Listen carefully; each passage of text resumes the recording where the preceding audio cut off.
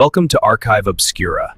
Please help us bring you more of this type of content by liking and subscribing.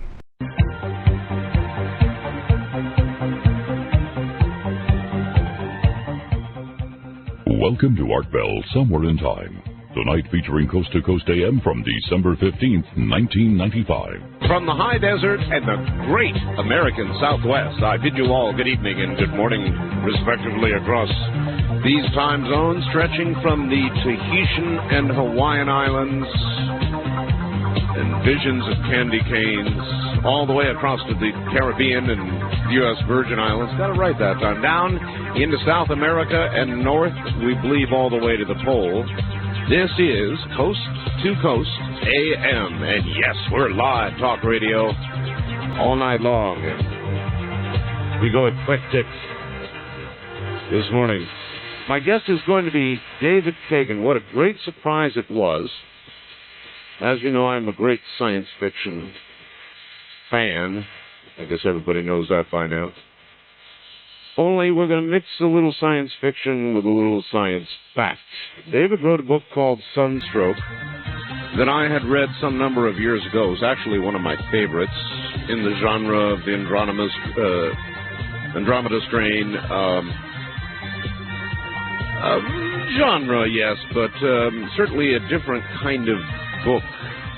The thing about this book, though, is that this novel, you see, is based on the true life $19.5 million alternative energy proposal prepared by NASA and the Department of Energy. The story explores the disastrous potential of this particular project.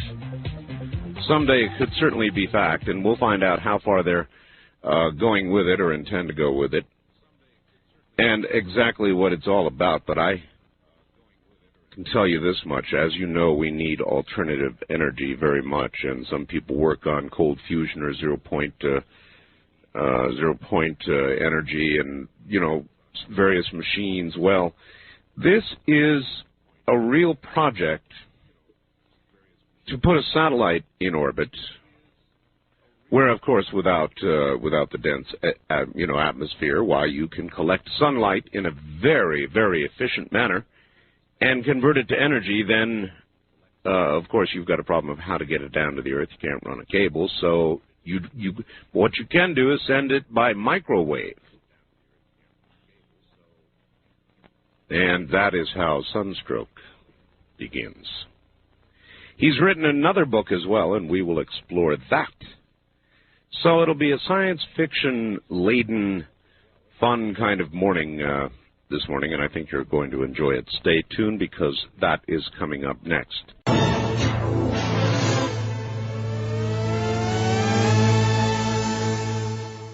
It really is pretty cool, you know, to read a book and be a fan of an author, a book, for a long time, and then suddenly get a letter from him with a second copy. Now I have two copies of Sunstroke. This one signed, I might add. You know, it's something that you've really enjoyed years ago, and then to get a letter and find out he's a fan of the show, has been listening to the show. That's David Kagan. Since 1986, Mr. Kagan has headed the SpectroScan Corporation, that being a consulting firm specializing in metallurgical testing and analysis of ferrous and non-ferrous alloys and composite materials. The company employs various non-destructive inspection techniques, including ultrasonics, radiography, I guess it would be, and eddy current electrical conductivity. Kagan is a graduate of Northrop University with a Bachelor of Science degree in Metallurgical Engineering. He has been under contract with the Quality Control Research and Development Department at Northrop, the California-based manufacturer of the Stealth B-2 bomber. And that takes me back to the composite materials part. And the MX missile. Kagan has participated in the non-destructive testing programs for the F-5E and YF-17 jet fighter interceptor projects at Edwards Air Force Base. A lot of you know where that is, about 75 miles northeast of L.A. Also served as consultant for the Materials Research Group at Rockwell International Space Division in Downey, California, for the Garrett Auxiliary Power Division in Tempe, Arizona, and for other firms and military bases throughout the state of Arizona. So, he's got the right background, that's for darn sure, and as I told you, I loved his book, Sunstroke. Here he is, David Kagan. David, are you there? Yes, Mr. Bell, and I want to thank you for having me on your Coast to Coast show. I'm real proud to be here with you tonight. Oh, well, we're happy to have you. Great. As I said, Sunstroke, you know, I read years ago and loved it. I just absolutely loved it. I don't know what it is about this kind of novel. If I were to ever write one, it would be of this genre, David. Terrific. What brought you to decide to write Sunstroke? Well, sir, a few years back in the late 1980s, I found out that the Energy Department and the Defense Department were going ahead with the development of the solar power satellite project. Now, this concept has been around for a while, but I was surprised and shocked to learn that they were going ahead with it. Now, how much of this is feasible? Let's start at the beginning. Let us say you put up a satellite. Yes. And it's got a gigantic collector on it. Right. How much electricity could one reasonably hope to collect? Well, Mr. Bill, it all depends on the size of the silicon solar cell array. Right. Okay, so what this project is calling for is an enormous structure. This is the ultimate satellite that they are considering and going ahead with development now. Oh. It's going to be 3 miles wide, 6 miles long. Wow. Now, with a satellite having a solar cell array of that size, we're talking about 5,000 megawatts, 5 gigawatts, which is the equivalent to the output of 5 nuclear power plants. Wow. So this is the electrical wow. output. That's a lot more than I thought they could Boy, get. I'll say it is. I'll say it is. But this is what we're talking about now. Is the electrical output is directly proportional to the size of the solar cell array. So we'll have something like 5,000 megawatts. That's going to be the output for this satellite that is under development now. That's just incredible. Would this be a geostationary satellite? Exactly. The reason, of course, as you well know, since you make use of communication satellites in the geostationary orbit. We're making use of several right now. Okay.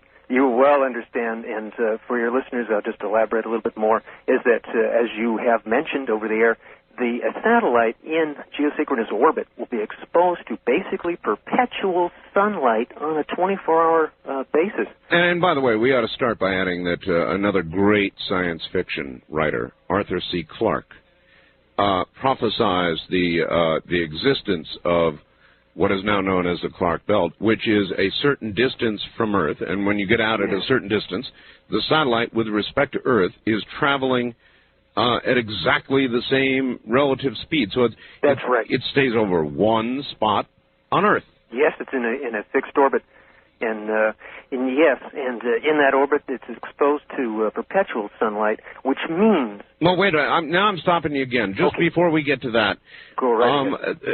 The satellites that we're utilizing right now to, to get the signal everywhere, right, do not automatically, once you put them there, stay exactly where they are. They stay within what is called a box, a little area. That's correct. And they're maintained in that area by firing little nitrogen gas-propelled thrusters. Exactly. And they just sort of nudge them a little here and there and keep them within that box. And there's a constant monitoring process to keep them in that box. That's why we can point our dishes in one place, and there they are, always. Yes, it's exactly the way it is. Okay. And we'll add, incidentally, at this time, that the solar power satellite, once it is deployed in orbit, will also have to be maintained within its own box, with the thrusters being fired from time to time, all under computer control, to keep it in a fixed orbit on a 24-hour basis, 365 days a year. And up there, the solar cells will be converting this sunlight, which is falling constantly on the gigantic array, directly into DC electricity. Now, these are conventional solar cells that we're talking about that the Energy Department, NASA, and the Defense Department will be installing on the solar cell array for the solar power satellite. The reason is because they've been tested for many years. They're silicon cells. They're cheap, efficient, and reliable. And they will be converting sunlight up there directly to direct current electricity. Now, here's where it gets very interesting. The DC current will then be funneled into the satellite's microwave transmitter. Now, this is a structure that will be approximately the area of a football field. And inside it will be approximately 157,000 klystron tubes. Yes, that's right, klystrons, the same type of tubes that are used in conventional radar. And they will be converting directly this DC electricity into microwave energy. May I ask a question at Sure. this point? How much of a loss is there in that process? When you convert DC electricity gathered by the sun into microwave energy, how much of a loss is there? Unfortunately, with these silicon cells that they will be making use of, they're talking about a 53.7% inefficiency rate, so that will be lost. However, Okay, because of that's the good. immense size of the array, the output of the satellite will still be tremendous. Oh, yes. So we convert the energy into microwave energy. Yes. Very much like the microwave energy comes from a microwave oven that cooks food, right? Exactly. Only, in this case, it'll be like 1 billion times more intense. Uh-huh. 1 billion times. Yes, sir. Up in space, it will be well over 1 billion times more intense than the interior of a microwave oven set on high. Mm-hmm. So the idea then is to beam that electricity in a microwave form or a beam Yes. down to Earth and receive it. Exactly. The microwave transmission beam from the satellite will be directed at what's called a rectenna, and that's just a short term for receiving antenna. Mm-hmm. Now, the antenna, the rectenna we're talking about that will receive the microwave beam from space, will be on the order of approximately 8 by 10 miles in diameter. We're talking about a fairly large structure. And when the microwave beam strikes the rectenna, the billions and billions of dipoles that would be built into the rectenna will instantly convert the microwave beam back into useful direct current electricity that'll be funneled directly into the utility power grids. And I assume there's a loss also associated with the reconversion. Unfortunately, there is. However, this time it's not as severe as in space with the solar cell conversion. We're just talking about a 17% loss in this case. Okay. Still in all, with the amount of power you're talking about, Yes. that is one whale of a microwave beam. Yes, you better believe it. Now, just very, very briefly, I will explain intensities here. The solar power satellite will generate a microwave beam at a power level of about 60 kilowatts per square meter. Now, that's at an altitude of about 30,000 to 40,000 feet. We're talking about 60 kilowatts per square meter. Now, is it any wonder that, according to the Environmental Protection Agency, according to one of their studies that they ran on this project, on the impact, the terrestrial impact of the microwave beam of this intensity, they did state quite flatly, I have the document right before me at this instant, that an aircraft passing through the beam at a height of 30 to 40,000 foot altitude, passing through 60 kilowatts per square meter, would cause the passengers aboard to be flash roasted alive. like a dinner popped in your microwave. So Now, this is stated by the government themselves. just like a dinner in a microwave. That's good. That's all right. right. So then I would presume this would be obviously very restricted airspace. Precisely. It will be patrolled. There will be warnings given out by the FAA on an hourly basis. And let's just talk a moment, though, what's going to happen on the ground near the Rectenna. Mm-hmm. Now, we said at 30 to 40,000 foot altitude, we've got 60 kilowatts per square meter. At the ground level, at the focal point of the Rectenna, we've got 23 kilowatts per square meter. Wow. Now, that's 23,000 watts per slightly larger than a square yard. Now, this intensity is hot enough to bring 1 acre-foot of water, that's 1 acre of, which is flooded with 12 inches of water. Now, it's hot enough to bring an acre-foot to boil in seconds. Oh, my gosh. These are the intensities we're talking about. It's frightening. I was horrified when I actually got a hold of the original 1,500-page proposal for this project. It horrified me. I read this, and I said, my God, I've got to get this to the public. Well, it's a double-edged sword. It is energy that doesn't exactly pollute or require us to store high-level nuclear waste. That's absolutely correct. So, yes. you know, there is a good side to this, but I have a million questions. For example, what effect... Now, it will burn through, microwave its way through all levels of the atmosphere, yes, from it will. space right on down to the very bottom to Earth. That's correct. What effect will it have on the ionosphere, on the various levels of atmosphere, the weather? Lots of questions. We will go into this, I'll take it one point at a time. I'm very, very glad you asked this question. We will take it at one layer of the atmosphere at a time. Let's start with the ionosphere way up there. We're talking about the ionosphere extends, as you know, to well with over 10,000 miles above the Earth. This is how radio stations bounce their signals at night. Yes. We bounce it off the ionosphere and back down to Earth, and that's how you can hear them long distances at night. Right, and you're going to be in big-time trouble once the satellite is operational. Great. Yes, because it's been established by the EPA, by their own studies, that the terrestrial radio television communications within a 3,000 square mile radius of the Rectenna site will be affected. They'll be impacted, perhaps severely. Stations will go off the air. What?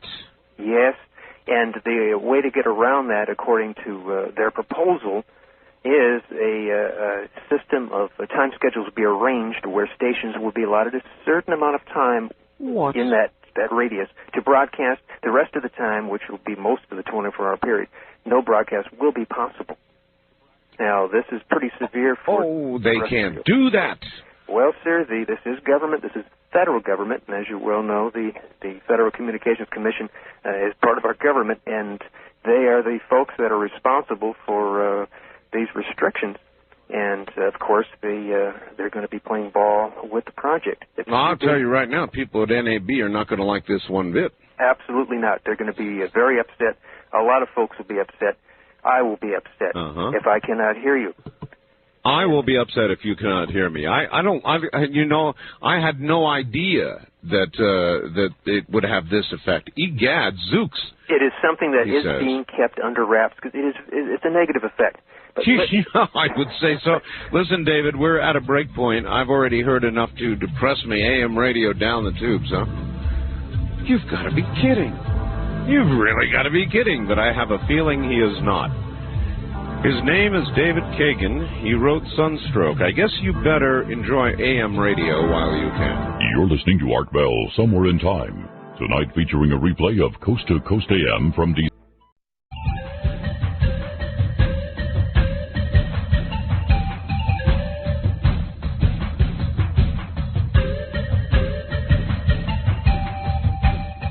You're listening to Art Bell, Somewhere in Time. Tonight featuring a replay of Coast to Coast AM from December 15th, 1995. Hey there. Try and imagine the output available from 5 nuclear power generating plants coming from space, a satellite to Earth, on a beam of microwave. Science fiction? In the book Sunstroke. Science fact? Yep. In the planning stages now. We'll talk to David Kagan more about it in a moment. Fascinating.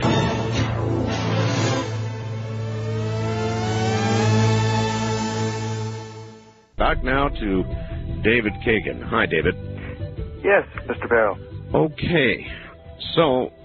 Yes, we're talking about heating up the ionosphere, and what will happen specifically, this is a little on the technical side, but it's right up your alley here, is that these microwave heating effects of the ionosphere will result in losses, fading, and scintillation of all telecommunications electromagnetic signals.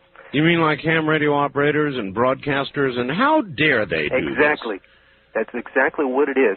And it's very, very distressing to people when they find this out, which is being kept under wraps. It is something, of course, that the government does not want to publicize. Yeah, I can well imagine. It's distressing the hell out of me right now. The sunspot cycle right now is miserable enough for ham operators. Yes.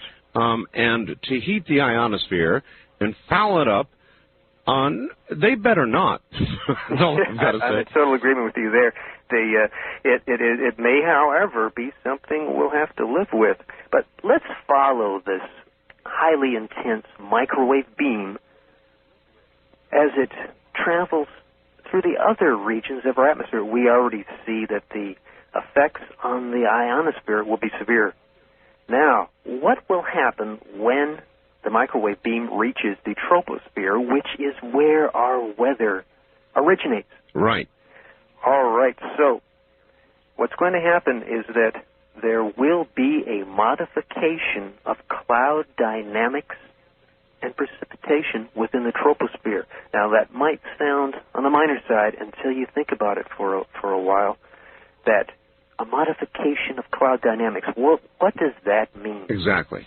It means that our weather systems, which, as you know, they're formed in the troposphere as well as in the oceans, above the oceans, the water vapor there, creates a lot of our weather.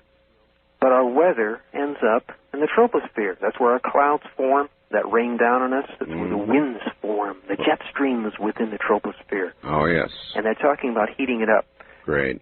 Now, what that means precisely for us mere mortals who live on the surface, is we can expect during the operation of a microwave power satellite from space, when that beam is in operation, and they're talking about a 24-hour basis, basically to be operating 24 hours a day, 365 days a year. There will be a buildup of heat in the localized region around the beam that will cause, according to my readings of the EPA studies, it will cause severe weather changes. As if we need anything more from what we've been experiencing. All right.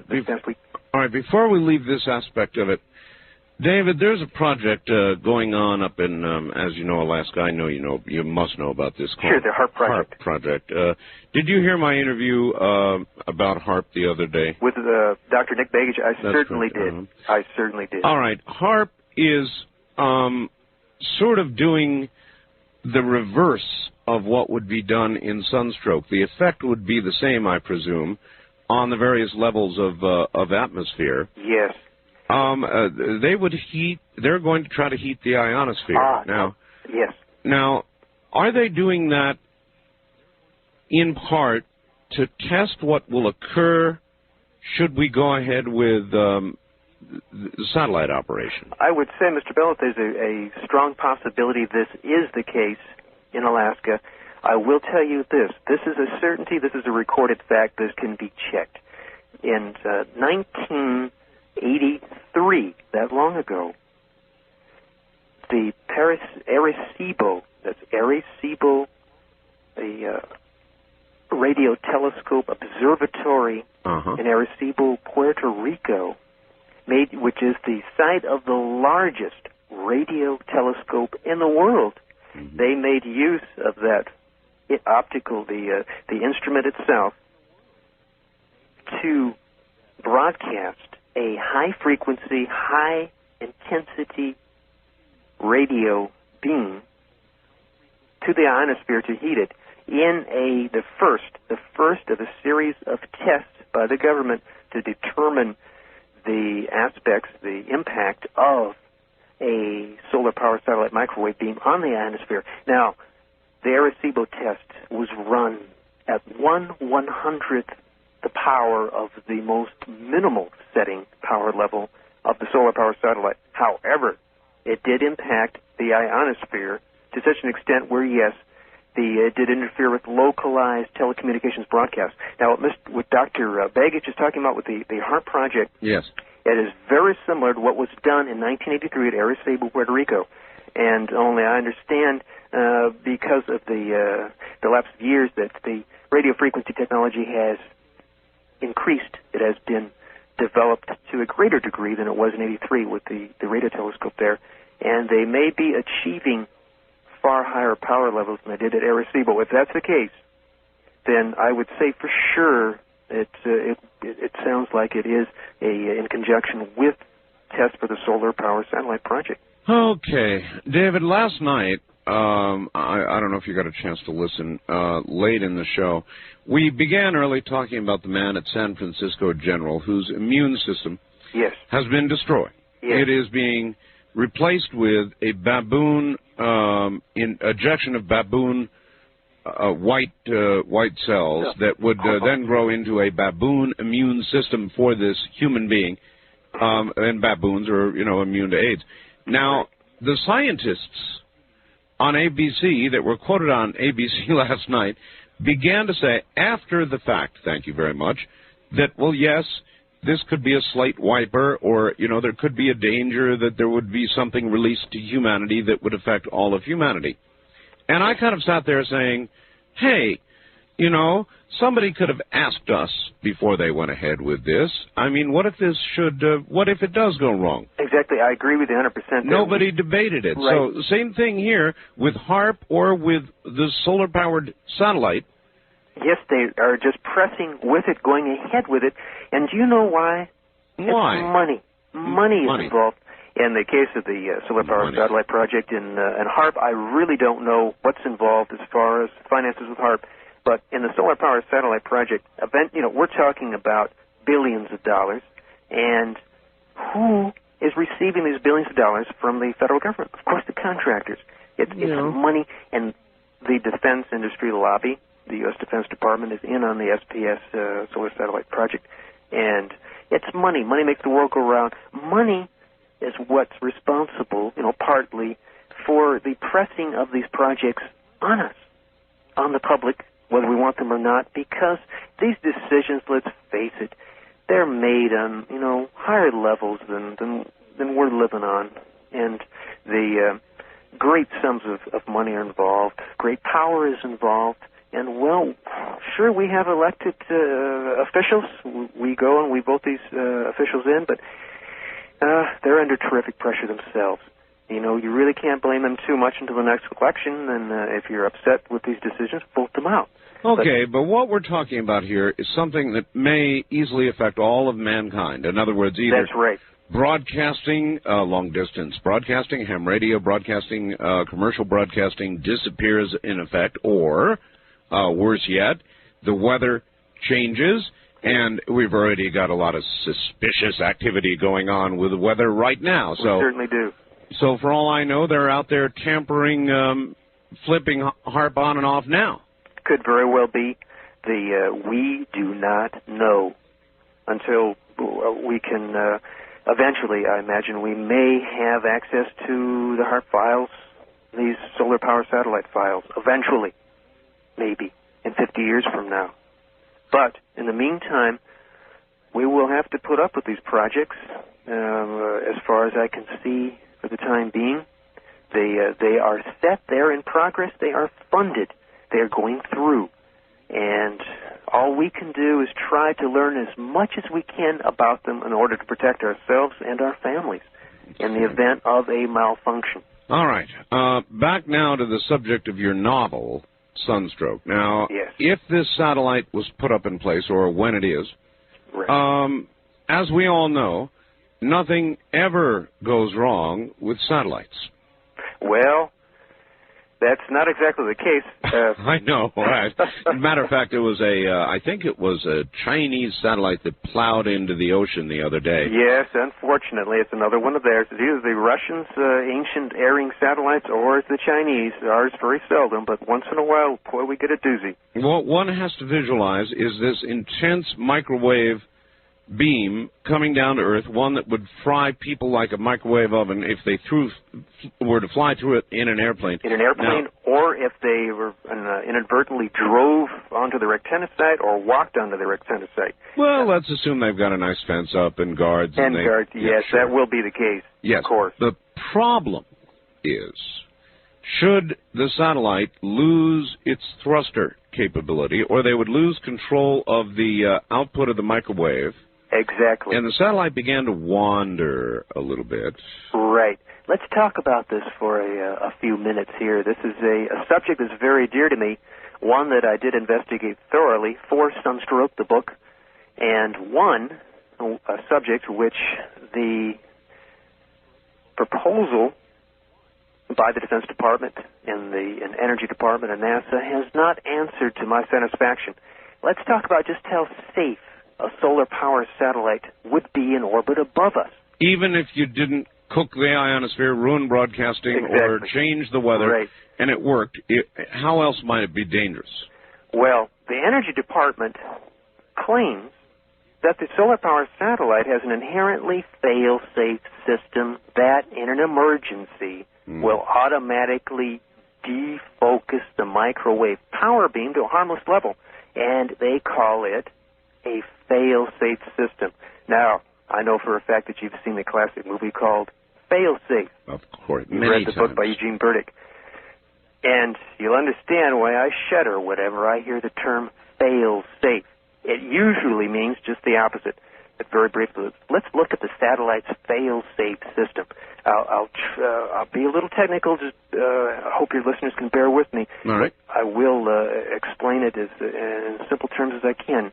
The Energy Department says that each of these 157,000 klystron tubes within the satellite's microwave transmitter in space, these klystron tubes will be phased, or that means properly adjusted, to provide a uniform power beam and to enable the beam to be aimed, to be directed at that rectenna. Now, they claim that each individual klystron tube will be automatically adjusted to a high-frequency pilot signal, which will be continuously broadcast to the satellite by a ground-based radio transmitter installed in the rectenna, the receiving antenna on the ground. Now, they say if the satellite begins to wander for some reason, the thrusters don't work, they say if this occurs, this pilot signal will be lost, and the klystrons will automatically shut right down to a harmless power level. Now, sure, I'm sure that'll happen. The solar power satellite is just too huge, too complex for the so-called fail-safe system to work. Now, what if an object in space, say a large meteoroid or a man-made object, collides with the solar power satellite, causes it to drift, while at the same time knocks the fail-safe devices out of whack? Then what? Well, I can assure you people will die. That's what will happen. And the land and water, the oceans, they'll all be devastated by intense heat. This is in Sunstroke. This is the crux of the book, this breakdown of the so-called fail-safe system occurs in Sunstroke. And this is what makes the book a thriller. This is what causes people to die in the book again and again when the solar power satellite goes out of control and aims its microwave beam down at the Earth at random. People, of course, aircraft, vessels, they get caught in this beam from time to time. And, of course, everybody aboard these craft dies horribly. That's Sure. what sunstroke Cooks you alive. is about. Yeah. Yes, sir. They are... people will be roasted to death, just like, as I mentioned earlier, a dinner being popped into a microwave oven on high. All right. This may be utterly and totally unrelated, but let me try it out on you. We have a real phenomenon going on all over the world. This thing called crop circles.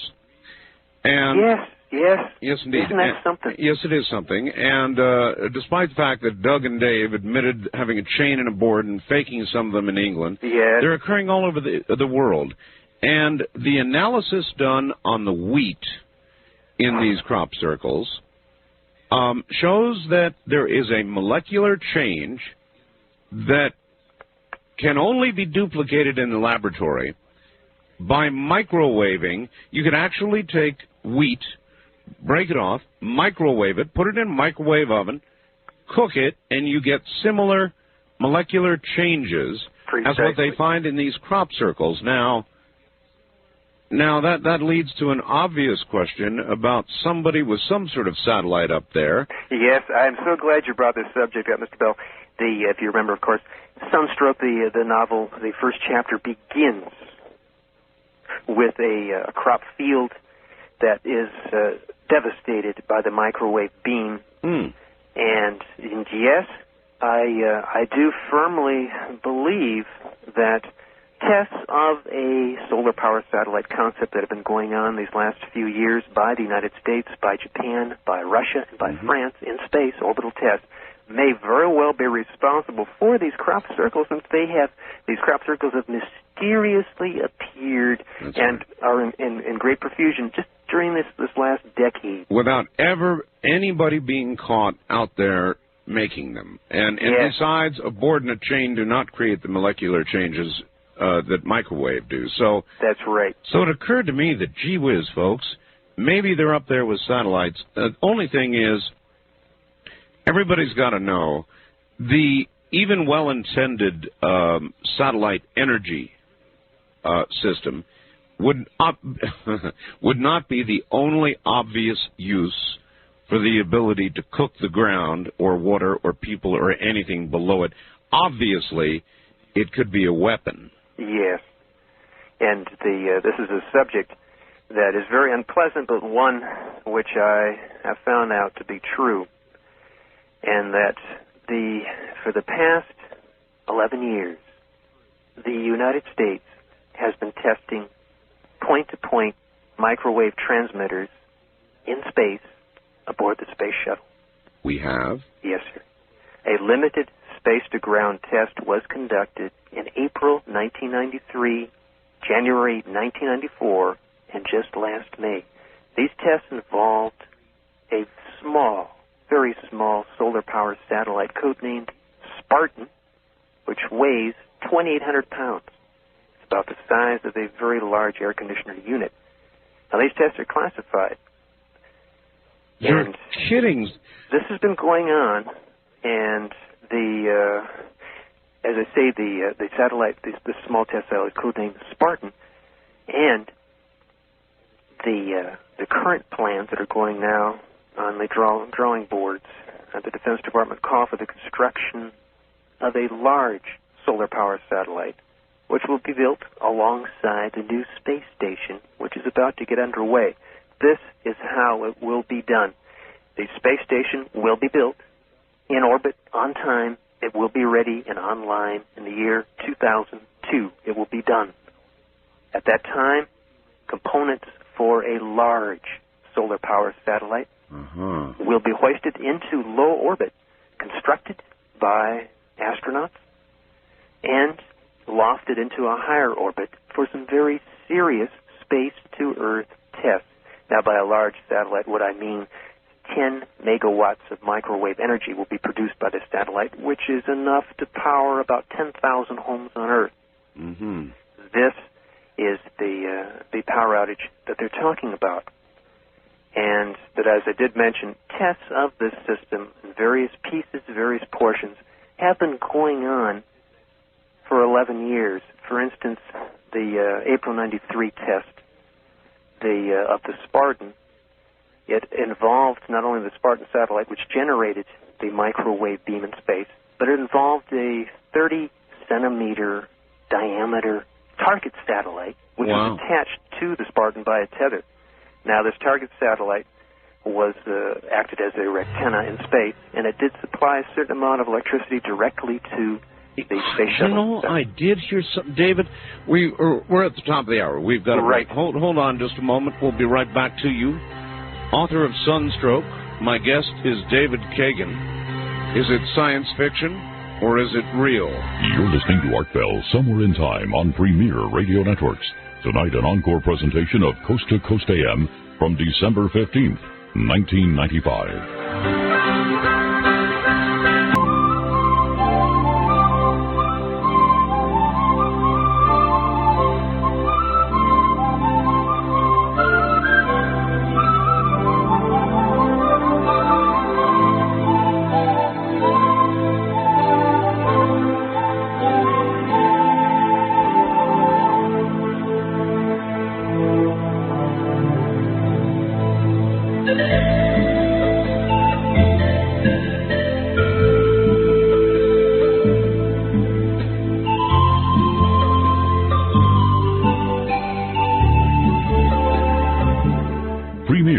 Networks presents Art Bell Somewhere in Time.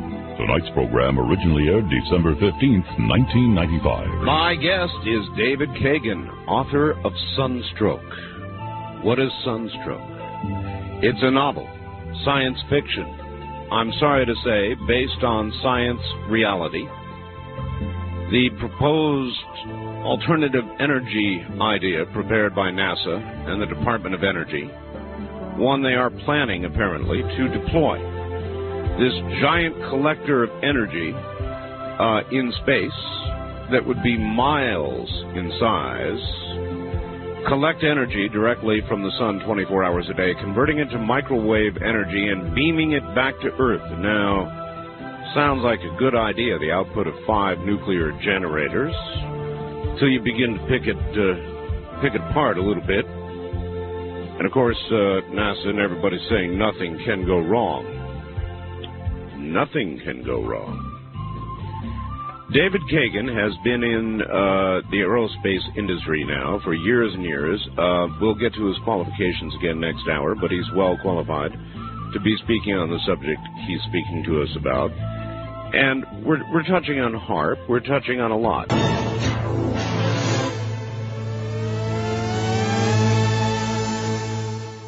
Art, what happens to an airplane that goes off course and flies into this beam?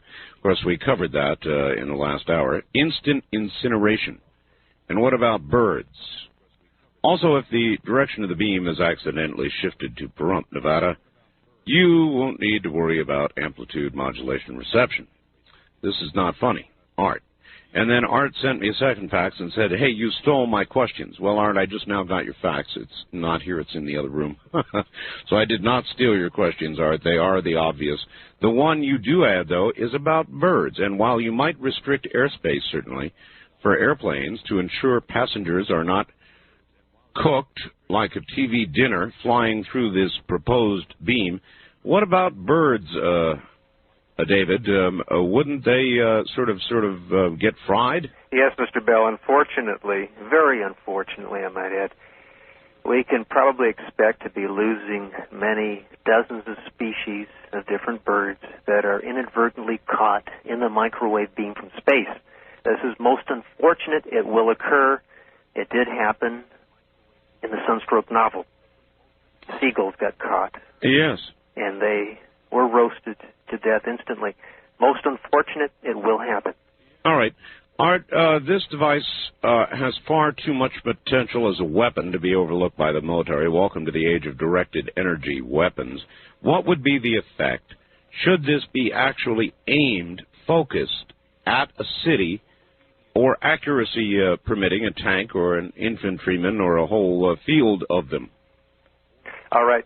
This brings us to the topic, the next topic for our discussion tonight. Yes, we're going to talk about the solar power satellite as a weapon system. And, of course, our U.S. Defense Department has seriously considered the weapons potential of the solar power satellite system. How could they not? Of course, it's the most obvious aspect of the entire system after energy generation. Now, let's recall what we've got. Ultimately, we will be building an enormous powerhouse satellite, 3 miles wide, 6 miles long. Let's take a look at what this structure in space can do to terrestrial population centers on Earth. Now, we know that the ground level, the microwave power intensity will be 23 kilowatts per square meter, 23,000 watts per square meter. Per square meter, holy mackerel. We know it's enough to bring 1 acre-foot of water to a boil in seconds. Now, of course, human beings are mostly water, right? Yes, exactly. We are 97% water. And this microwave intensity is capable of inducing fatal heating of human tissue within moments, leading, of course, to death. Now, this most horrifying aspect of the project, of course, has been described in U.S. Defense Department documents. The first symptom that a microwave victim will experience under this intensity is a bizarre clicking in the head. This is caused by rapid expansion of brain tissues. The water is being evaporated out at a fantastically rapid rate. You're cooking. Exactly. I used to do, David, I did microwave work for a lot of years, and I used to spend a lot of time on towers. Oh, boy. And I can recall being about at the 130-foot level of a tower once, strapped in and doing some work on an antenna. And there I was working away, and all of a sudden I noticed my leg was getting hot. It was getting warm. Boy, oh boy. And I looked down, and I was standing right in, or actually the lower part of my body was right in front of a microwave dish. And so obviously I had begun to cook. Yes, unfortunately, Mr. Bell, that was the state of affairs. Yeah, and so that's the same process that would occur, except this would be coming from above in far greater amounts, and you say the first thing you would feel is a clicking in your head. You would be hearing this strange clicking. It would increase in intensity to become a rapid beating in your head, leading to what basically, according to these findings, now I certainly hope human test subjects were not used. However, the clicking would lead to an intense pounding in the head, which would be something like an intense sinus headache or a migraine, and then this would lead to eye cataracts almost instantaneously. You would be blinded by these microwaves flooding from space, and then you would experience extremely quickly a rapid heating of the vital organs of your body, the heart. What kind of timeline are we talking about here? I mean, how many minutes or hours? This would occur within basically a 30-second period. Oh. This quick. Oh. This rapidly. So, yes, the microwave beam from space could be used as a devastating terrestrial weapon. If you can picture this, the microwave beam diameter at the Earth's surface would be approximately 8 miles in diameter, the diameter of the rectenna, as a matter of fact. This is no mere coincidence. If you can picture the satellite microwave beam strafing a city, 8 miles in diameter, this beam would be traveling, affecting a region that size. People caught in the beam would experience the symptoms I just described within 30 seconds. They would die. And naturally, this would be an extremely efficient weapon against population centers. Boy, it sure would. Right, but that's just one aspect of the solar power satellite as a weapon. Would it cook buildings? Well, no, sir.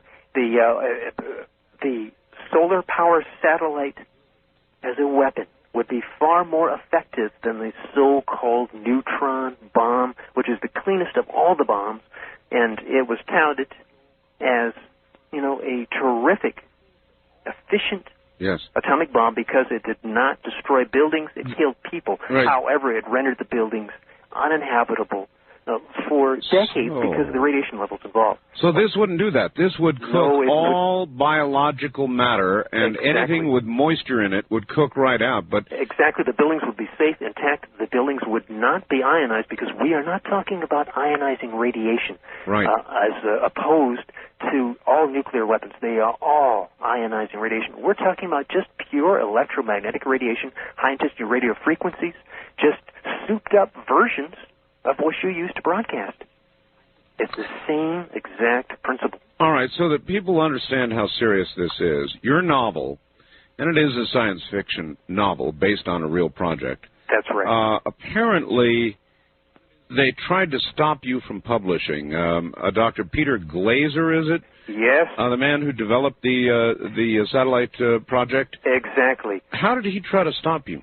Well, I will tell you that just prior to Sunstroke's publication date for the first edition, which was February 1993, just 2 weeks before the official publication date, the senior editor of the Putnam-Berkeley Group, Mr. John Talbot, who incidentally is the man who edited Sunstroke. This Sunstroke is his baby. Now, he called me that day to say that Dr. Peter Glaser, who is the man who first proposed the solar power satellite project, and the company he's affiliated with, which is the Arthur D. Little Company, a Cambridge think tank.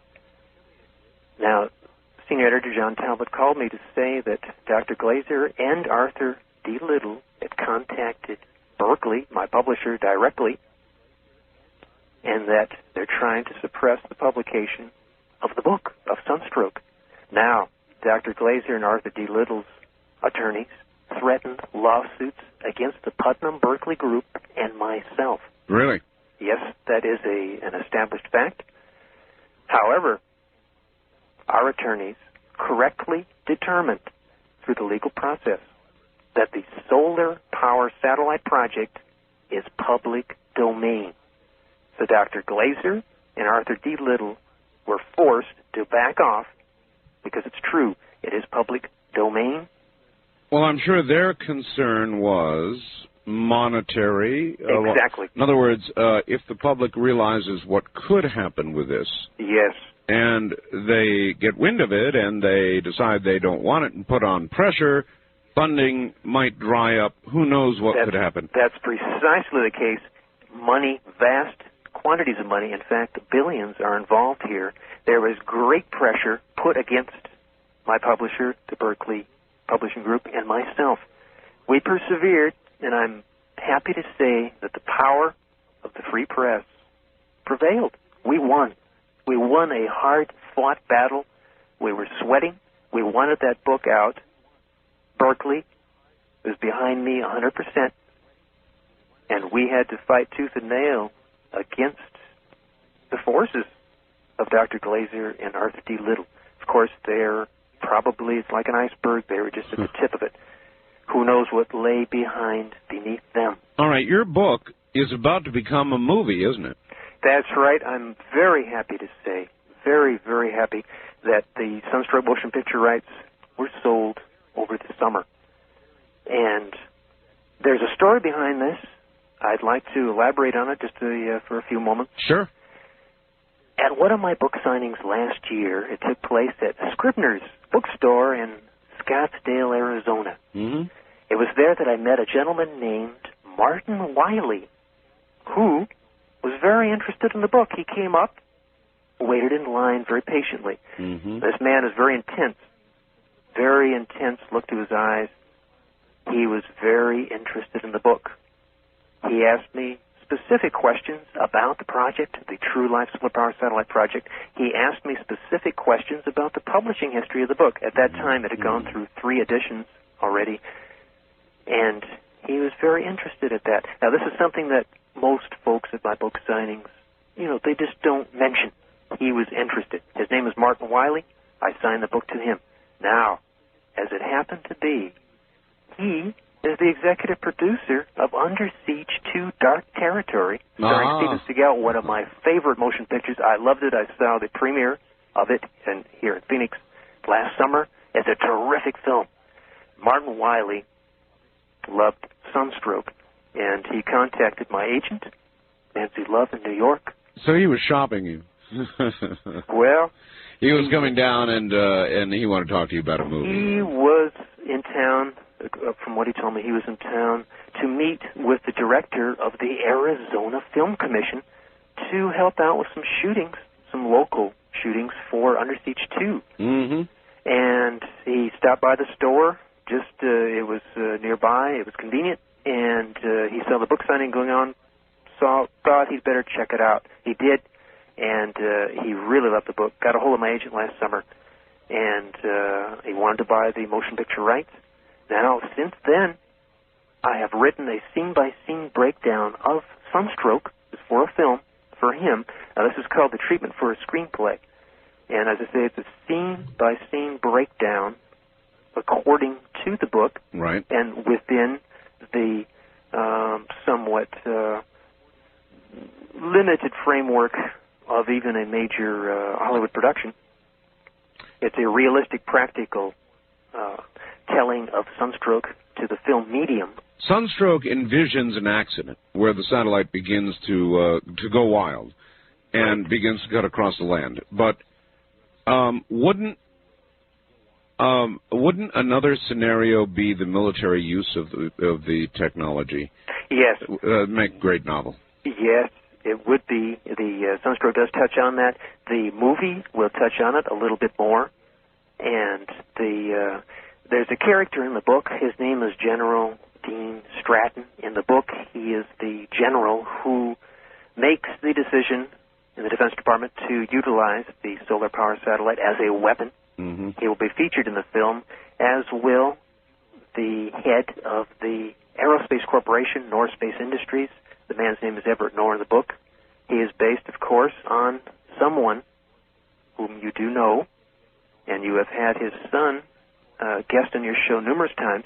I'm talking about Bill Lear. Oh, yes. Everett Knorr, the character in the book, was based on Bill Lear. I'm a big fan of Mr. Lear and his accomplishments. I think he's a great character. I had to bring him alive in the book, but in order to protect the innocent, I changed his name to Everett Knorr. I see. Here's a fax in. Art asked David, what a microwave beam like that would do to a nuclear warhead or missile flying through it? I'm glad that person asked that question, because this is another important aspect of the solar power satellite as a weapon.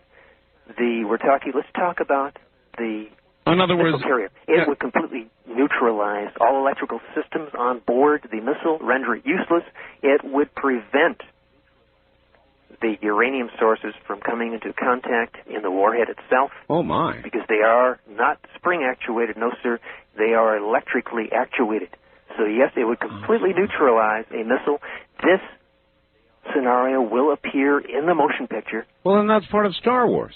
Yes, it can be considered along the lines of Star Wars. However, it goes far beyond the simple, primitive Star Wars concept, in that one satellite can completely wipe out an enemy nation's communications facilities. Might I ask this? Could a single satellite of the type we're talking about be a true dual-purpose or even tri-purpose satellite? In other words, provide energy when needed, and then be focused as a weapon should it be needed, and perhaps be used as part of a Star Wars strategy if it is needed? Yes, the answer to that question, of course, is yes. The solar power satellite can fulfill all of those functions simultaneously to a certain extent. If we consider the power being from space would be supplying the U.S. energy grid with electricity, and yes, in the event that, say, for instance, a third world dictator, another one, emerges and causes a global hotspot, Well, the solar power satellite can either be deorbited to make it even hotter quickly. Listen, we've got a break here at the bottom of the hour, David. We'll be right back to you. David Kagan is my guest. Stay right where you are. You're listening to Art Bell, Somewhere in Time. Tonight featuring a replay of Coast to Coast AM from December 15th, 1995.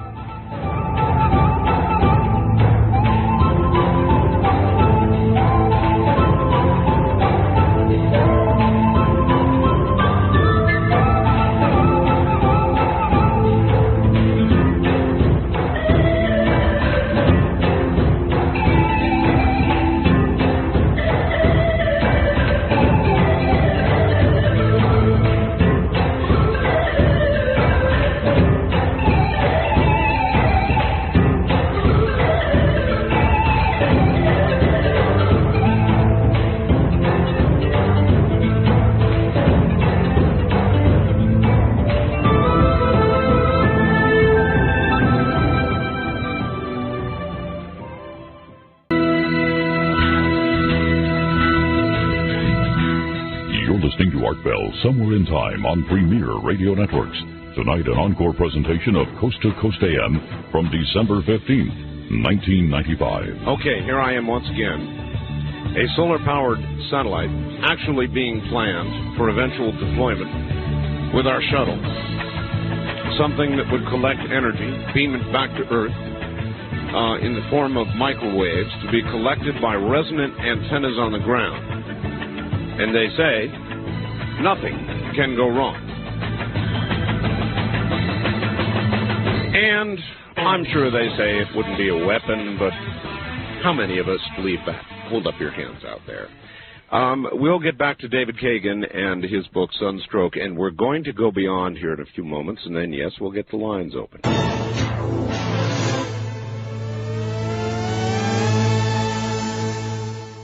All right, David, are you there? Yes, Mr. Bell, I'm right here. Okay. Art, your guest presents a contradictory premise. If the satellite is geostationary over a receiving site on the ground, it cannot be in sunlight 24 hours a day because the Earth and the receiving site turn. Please explain. Very briefly, a satellite in geosynchronous orbit, whether it's a gigantic solar power satellite or whether it's an RCA ComSat, communication satellite, when it's in geosynchronous fixed orbit, it is exposed to sunlight 24 hours a day. There's no question about it, for the simple fact that these satellites are located above the equator of South America. It's true. In that region. Mm-hmm. Which we're talking about, which is 22,300 miles above that area, they are exposed to sunlight 24 hours a day, regardless of ground conditions. Whether it's night or day on Earth makes no difference. These satellites are constantly exposed to sunlight, as you mentioned at the beginning of the program. Mm-hmm. It's because such a satellite in geostationary orbit, the speed, its velocity in space, precisely matches the orbital speed of the Earth, which is, at that altitude, 3,580 miles an hour. All right. Let's try this one out. Why do we need to go to space to harness electricity?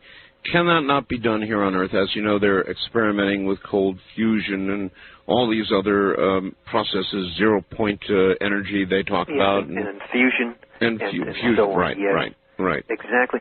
These terrestrial-based methods of generating power that you just mentioned are experimental. They break even point, for instance, for the fusion experiments going on currently in the United States and in Russia, has not been achieved yet. It's come really close. In other words, they've come really close to matching the amount of energy that's put into the project, that's put into these devices and these reactors, but not quite. They have not really generated yet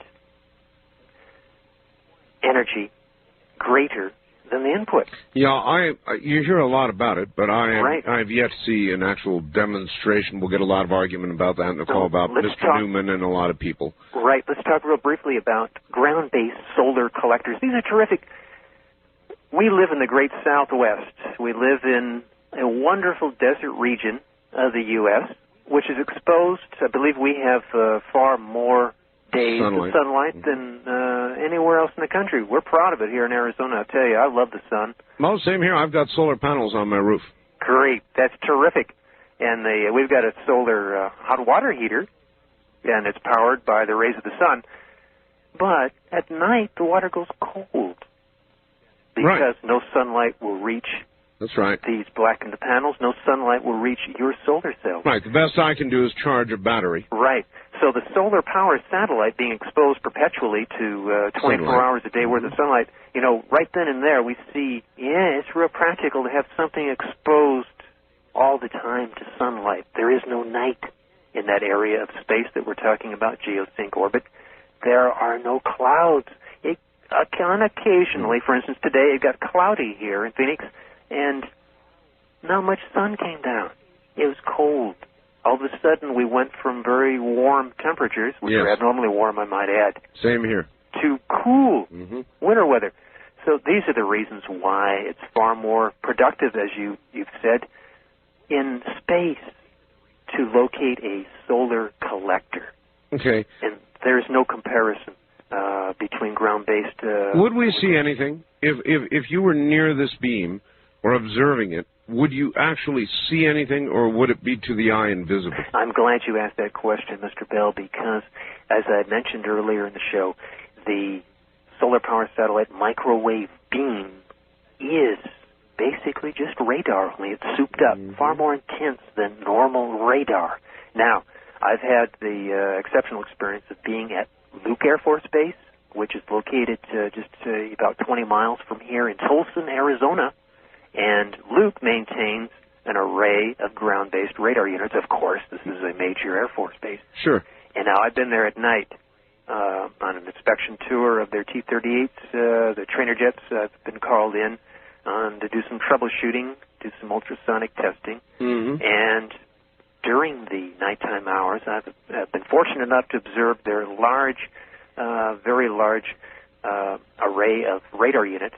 And at night, the elements glow. They glow an ionized gaseous blue color because the air around them is ionized. Is ionized, yes. Right. Now, at night, in regards to the receiving antenna, the rectenna for a solar power satellite, if you are observing the rectenna area at night, you will see a considerable bluish glow as the air molecules become ionized from the flood of microwaves. Yeah, that would make sense. But there would not in the actual beam itself. The beam will be invisible, sir. Just as ordinary radio or television transmission beams are invisible. So all right, but what about clouds? Now, clouds are moisture laden. Yes, they are. Right? So on a cloudy day, this beam coming down through the clouds would do what? The beam will dissipate the molecules of the clouds, and that gets back to what we were talking about earlier about cloud dynamics, the modifying cloud dynamics. It will dissipate the cloud.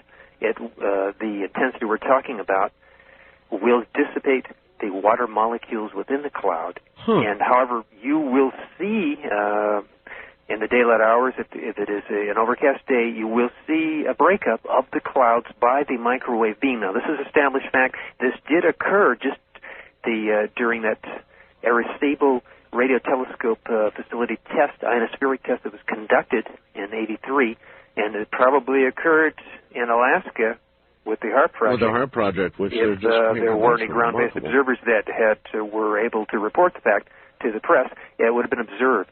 Now, as far we know, microwaves are invisible. You look at your oven, you turn it on, you don't see anything in there. But what will be visible in regards to the solar power satellite will be the structure itself in space. These specular reflections, these are the incident sunlight reflections that will occur just from sunlight in reflecting off the enormous solar cell arrays. It will be to such an extent that each one of these ultimate-sized satellites Yes. will produce the equivalent in light output to a quarter moon. You're Quarter moon. kidding. It'll be as No, bright? sir, I'm not kidding. It will As be bright that as bright. a quarter moon? Yes, this is established. This is all in the documents that are available in certain quarters. This has been written up. Now, something that bright will interfere with optical astronomy. This has been written up in I'm sure it would. in Yes, Sunstroke. certainly, of course. Right. The astronomers in Sunstroke got all upset about this incident, specular sunlight reflection. Now, do you remember, circa 1959 to 1961, the echo balloons that were inflated in space? I do, yes. Okay, did you see them? Did you see how bright they were when they yes. passed overhead? Okay, a solar-powered satellite will be many, many times brighter than an echo balloon. For the simple fact, it's a much larger than echo balloon.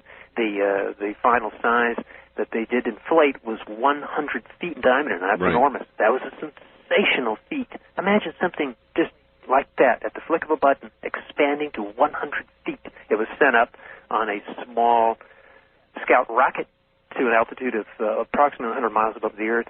Very small package inflated to 100 feet. That was sensational. This would be miles and miles. Yes, we're talking about 3 miles wide by 6 miles long. And yes, you will be able to see the solar power satellite project up there. It will be reflecting the sunlight at night. During the daytime, it will be as visible as approximately 12 times the magnitude of the planet Venus. Now, I personally have seen Venus, the planet Venus, low on the horizon. Yes. At 4 p.m. 4 p.m., 4 o'clock in the afternoon. Right. In bright sunlight, if you know where to look. Now, this thing will be 12 times brighter than Venus during the day. You will be able to see it even during the day. During the day, really? Yes, that's an established fact. Many experiments have been done to substantiate this. The EPA is very interested in all aspects of terrestrial impact, and this is one of them. What are the psychological effects of seeing a structure in space during daylight hours, and at night the thing will be as bright as a quarter moon? Tonight is the last quarter phase of the moon. If so if it's clear, you could go outside right now, look at the moon, and imagine it would be that bright. Precisely. It will cast a shadow. It will interfere with optical astronomy. Professor Fred Hoyle, he is the Plumium Professor, Cambridge University in England. He has written about this subject. He is against the satellite project, because it will interfere with optical astronomy. And this is a bugaboo. As Professor Roy explained it, there's only about 63 days, 63 nights during the year that astronomers are able to make decent observations of the skies because of the atmospheric disturbances going on, because of clouds, because of the moon itself. Now, the satellite is going to cut down on those days. It's going to be bad for optical astronomy. Sure, we've got the Hubble Space Telescope up there, but even it may be impacted by a solar power satellite in orbit. Indeed. Just an idle curiosity question. Yes. If you had a fully operating satellite system and you were to direct its energy at something like a hurricane, yes, what would be the likely result? From my readings, from my studying of the EPA solar power satellite terrestrial impact, there is a possibility that the microwave beam intensity at full power could possibly break up a hurricane to a certain extent. However, the opposite is also possible, isn't it? In other words, a hurricane feeds from heat energy and pulls water from the ocean. Yes, there is a certain there is a disagreement on meteorologists as to the exact precise effect of a microwave power beam on hurricanes. On the one hand, it could break up the water molecules making up the cloud systems. On the other hand, as you say, these hurricanes do feed on terrestrial heat. Now, if it actually were to reach the water below it, it would in fact boil the water. Yes, and produce far more heat. But what blows me away, David, is that we are proceeding with these projects, whether it's this or whether it's somebody's immune system, and we do it without asking. I mean, yes. the people don't debate these things. They just, on high decide to do them. That's exactly the state of affairs. It's unfortunate, as we said earlier, but what are we going to do about it? And as I did mention, the best thing is for us to arm ourselves with information, with raw data on these projects. Find out what they are, what's going on at this time with these state-of-the-art and cutting-edge projects that are sometimes beyond our capability to control. Mm-hmm. In these projects, in these biological experiments, in the HARP project, in the Solar Power Satellite project, they are basically beyond our control at this time. They are going on regardless of whether we want them or not. Our only recourse is during elections. Put it to our elected representatives. If they don't play ball with us, if they don't want to tell us about it, well, then out they go. That's what we're basically limited to. All right, let's talk for a second about your second book, your next book, actually. Doomwatch, it's called, right? That's correct. What is Doomwatch about? Doomwatch very basically recounts a 5-day crisis that begins when a top-secret government experiment conducted at a restricted Air Force base, in this case it's Edwards, near Boron, California, it goes awry. Now let's just talk very briefly about what this experiment is that goes awry. All right.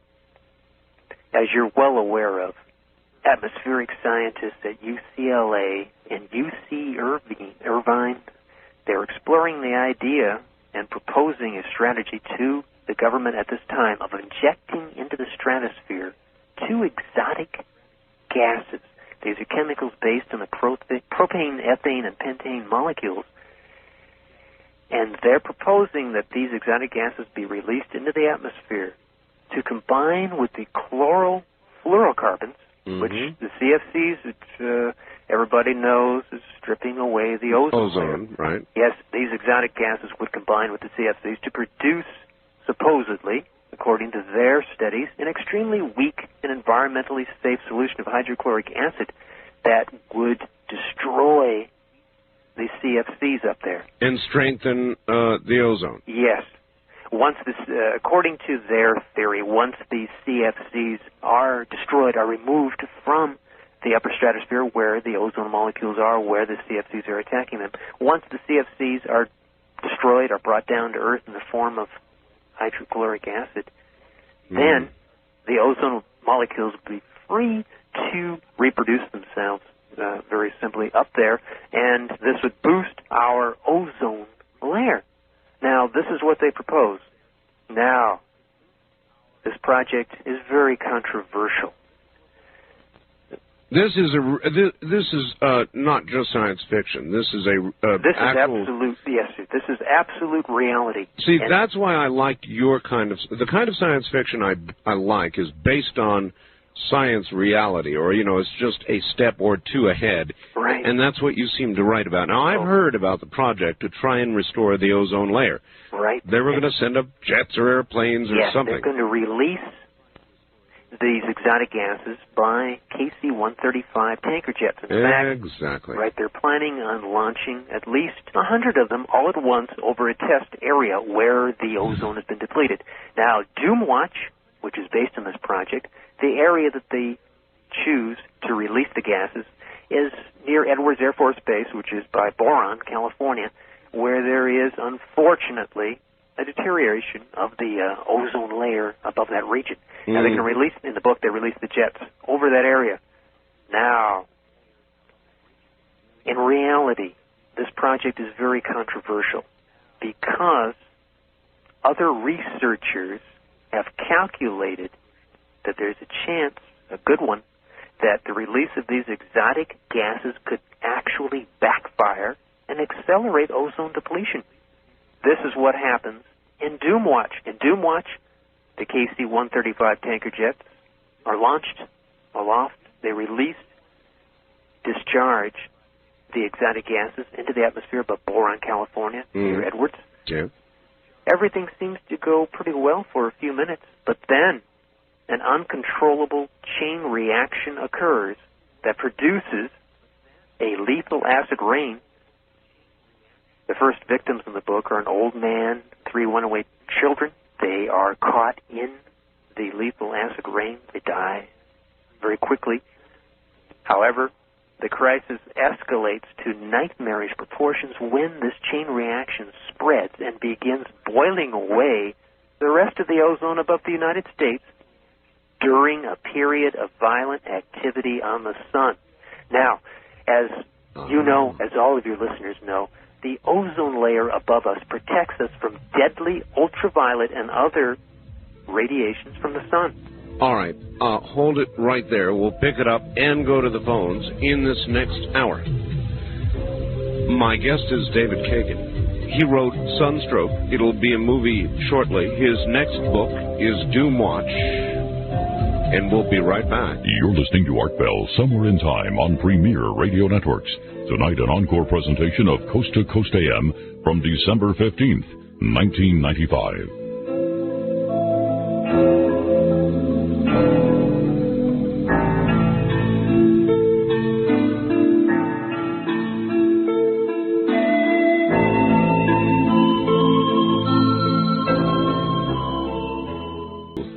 David Kagan has headed the SpectroScan Corporation, a consulting firm specializing in metallurgical testing, analysis of ferrous and non-ferrous alloys, and composite materials. He is a graduate of Northrop University with a Bachelor of Science degree in metallurgical engineering, has been under contract with the Quality Control Research and Development Department at Northrop. You know Northrop, the California-based manufacturer of the Stealth B-2 bomber and the MX missile, has participated in the non-destructive testing programs for the F-5E and YF-17 jet fighter interceptor projects at Edwards, 75 miles north of Los Angeles, has served as consultant for the Materials Research Group at Rockwell International Space Division in Downey, California, and so forth. So I wanted you to know who you're talking to. It is indeed a science fiction novel, Sunstroke. However, definitely one of my personal favorites, and it's worth a serious discussion here, unfortunately, because they actually are planning to do it. So, in a moment, we'll take care of a little bit of business. Back to David Kagan, and we will begin to take your call.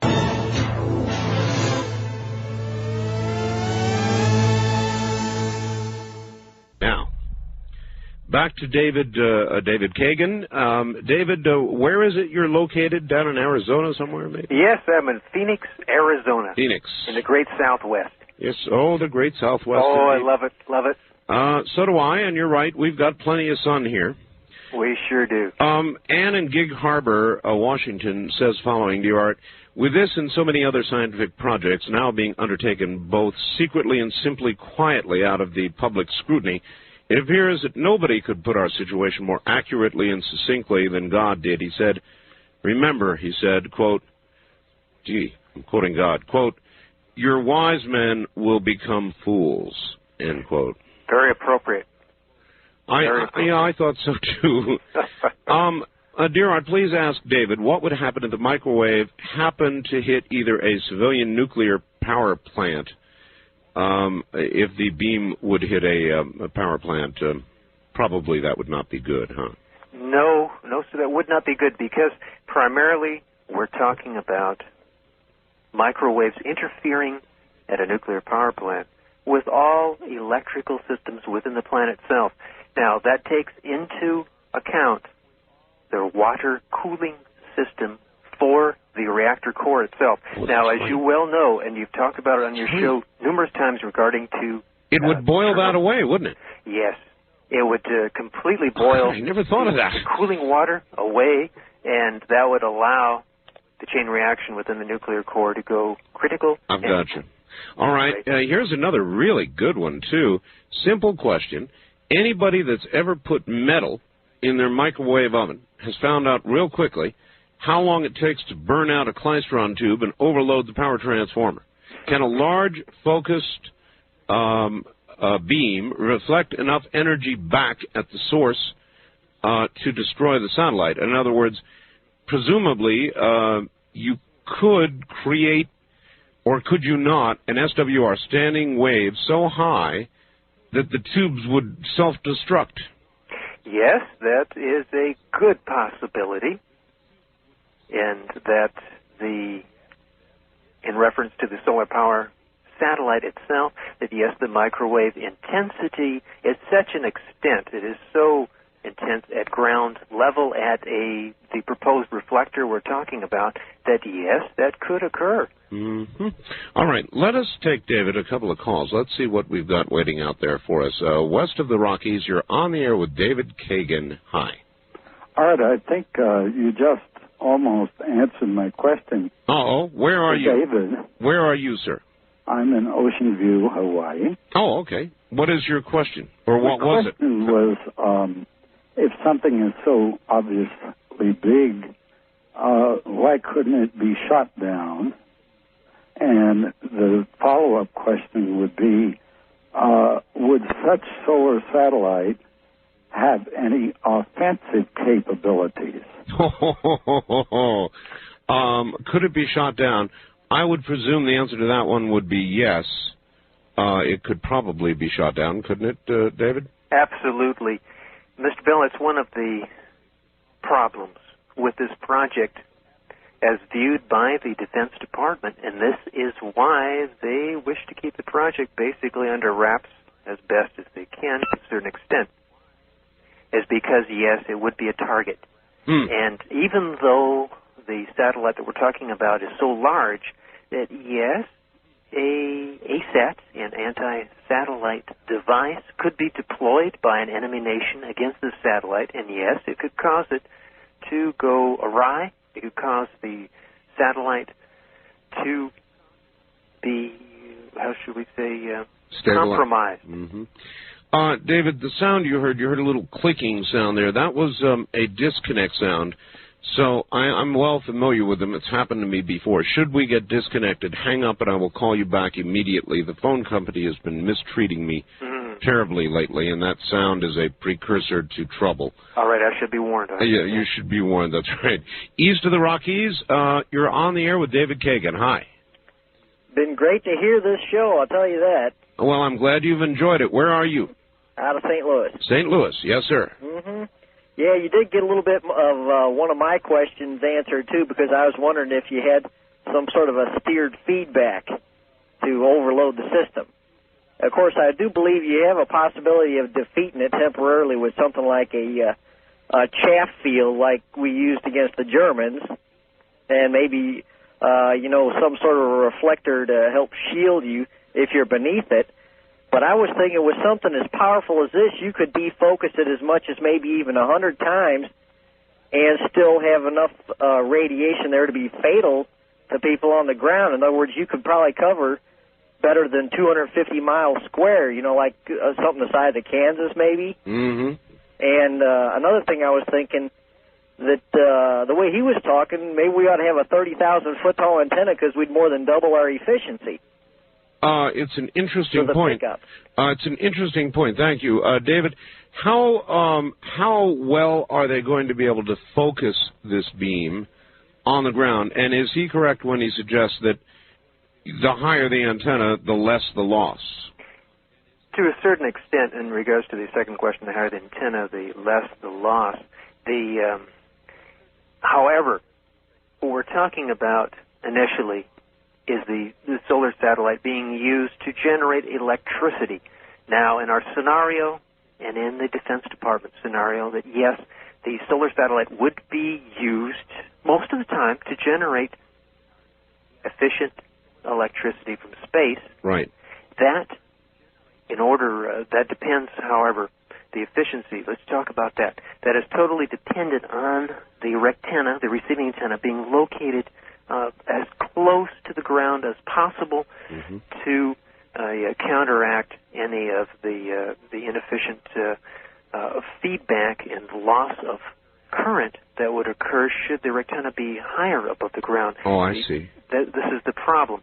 And in regards to using the Chaffee field against the Germans, now, the caller is correct in making the proper analysis that the solar power satellite's microwave beam is of such a great intensity that, yes, even if you hit beneath such a field, such a reflector, the beam, the microwaves from the beam, would impinge on each other, impinge on all reflective surfaces, and eventually would reach, unfortunately...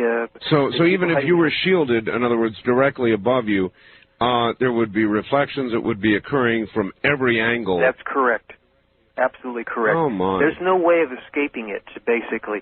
Sure, if you see, Mr. Bell, if you see a bright, unblinking, fixed light in the night sky above you, just be advised, seek shelter in a basement or cellar.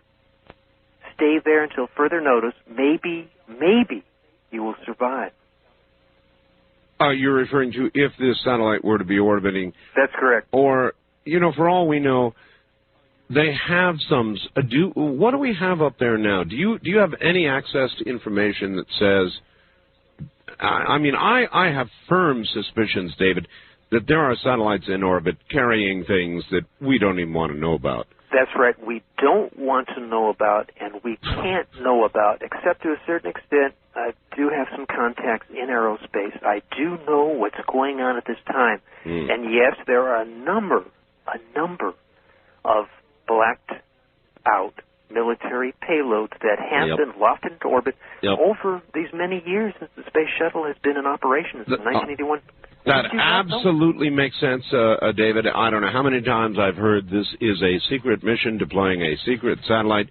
Usually they will say for intelligence gathering purposes. Exactly. But who knows? Now, may I make one mention at this time?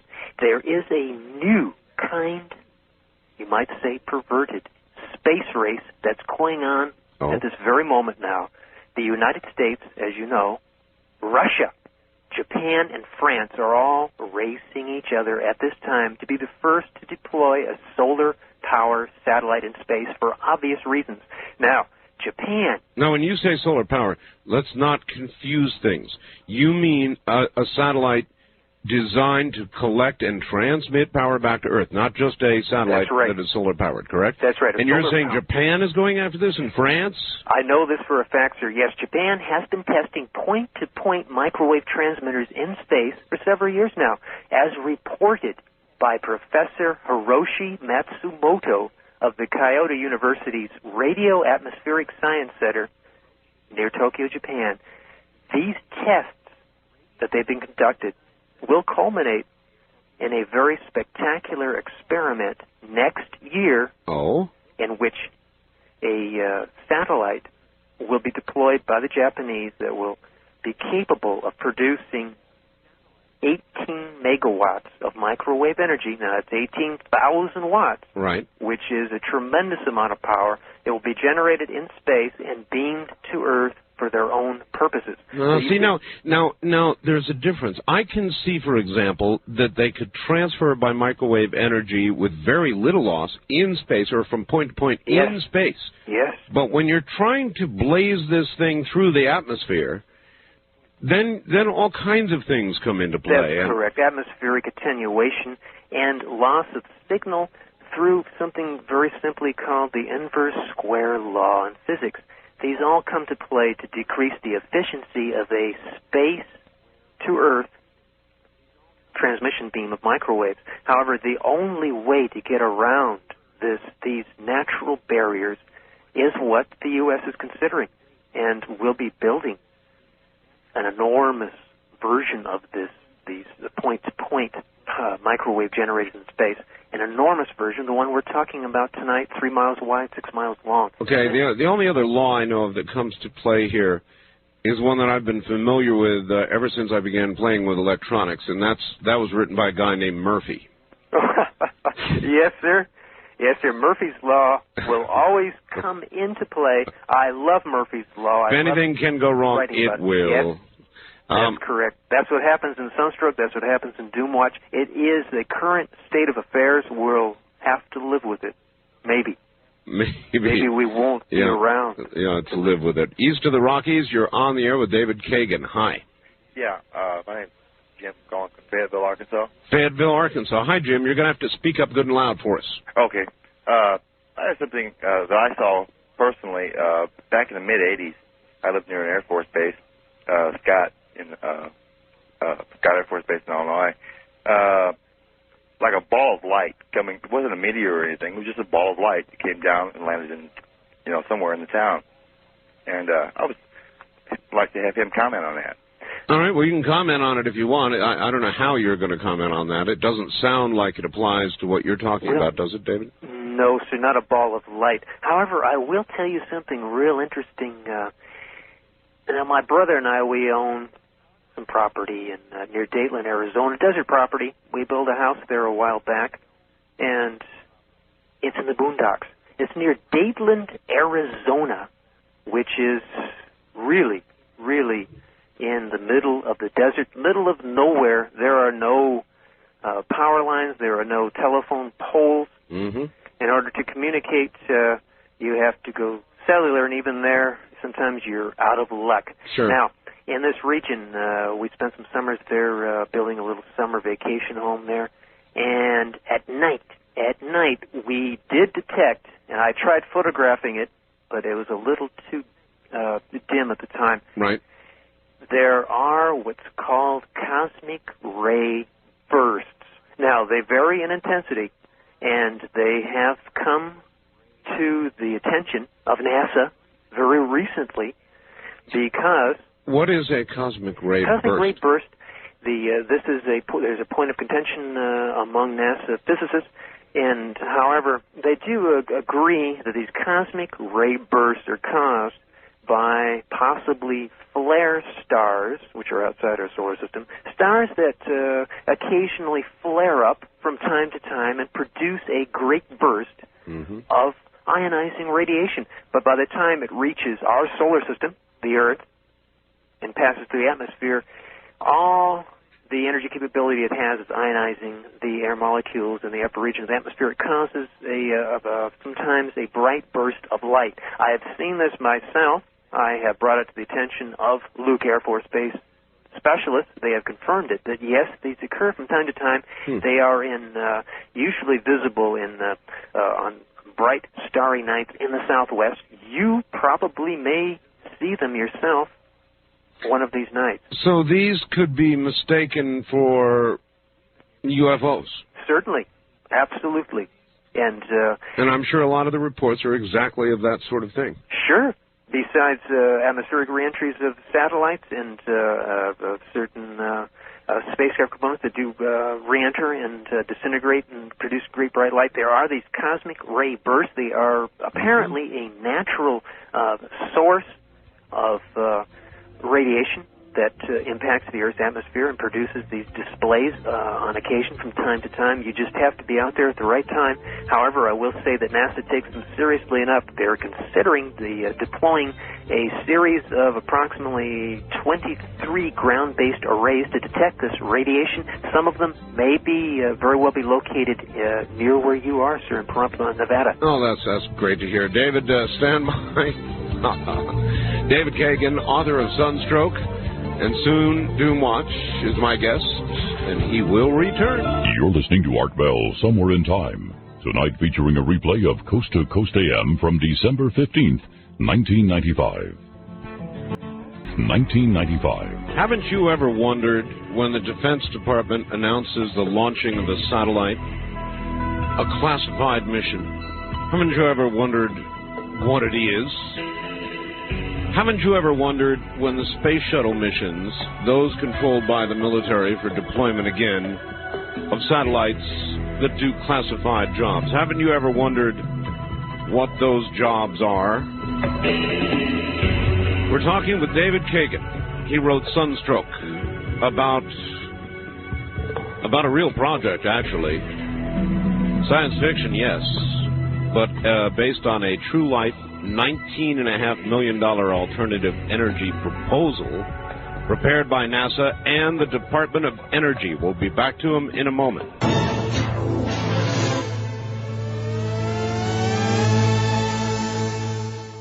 Back now to David Kagan. David, are you there? I certainly am. All right, here comes some more questions from the audience. Great. West of the Rockies, you're on the air with David Kagan. Hi.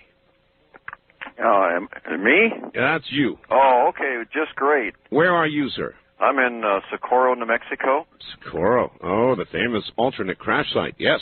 Well, that's right. However, that's not why I'm calling. That's quite all right. I'll say that for another night.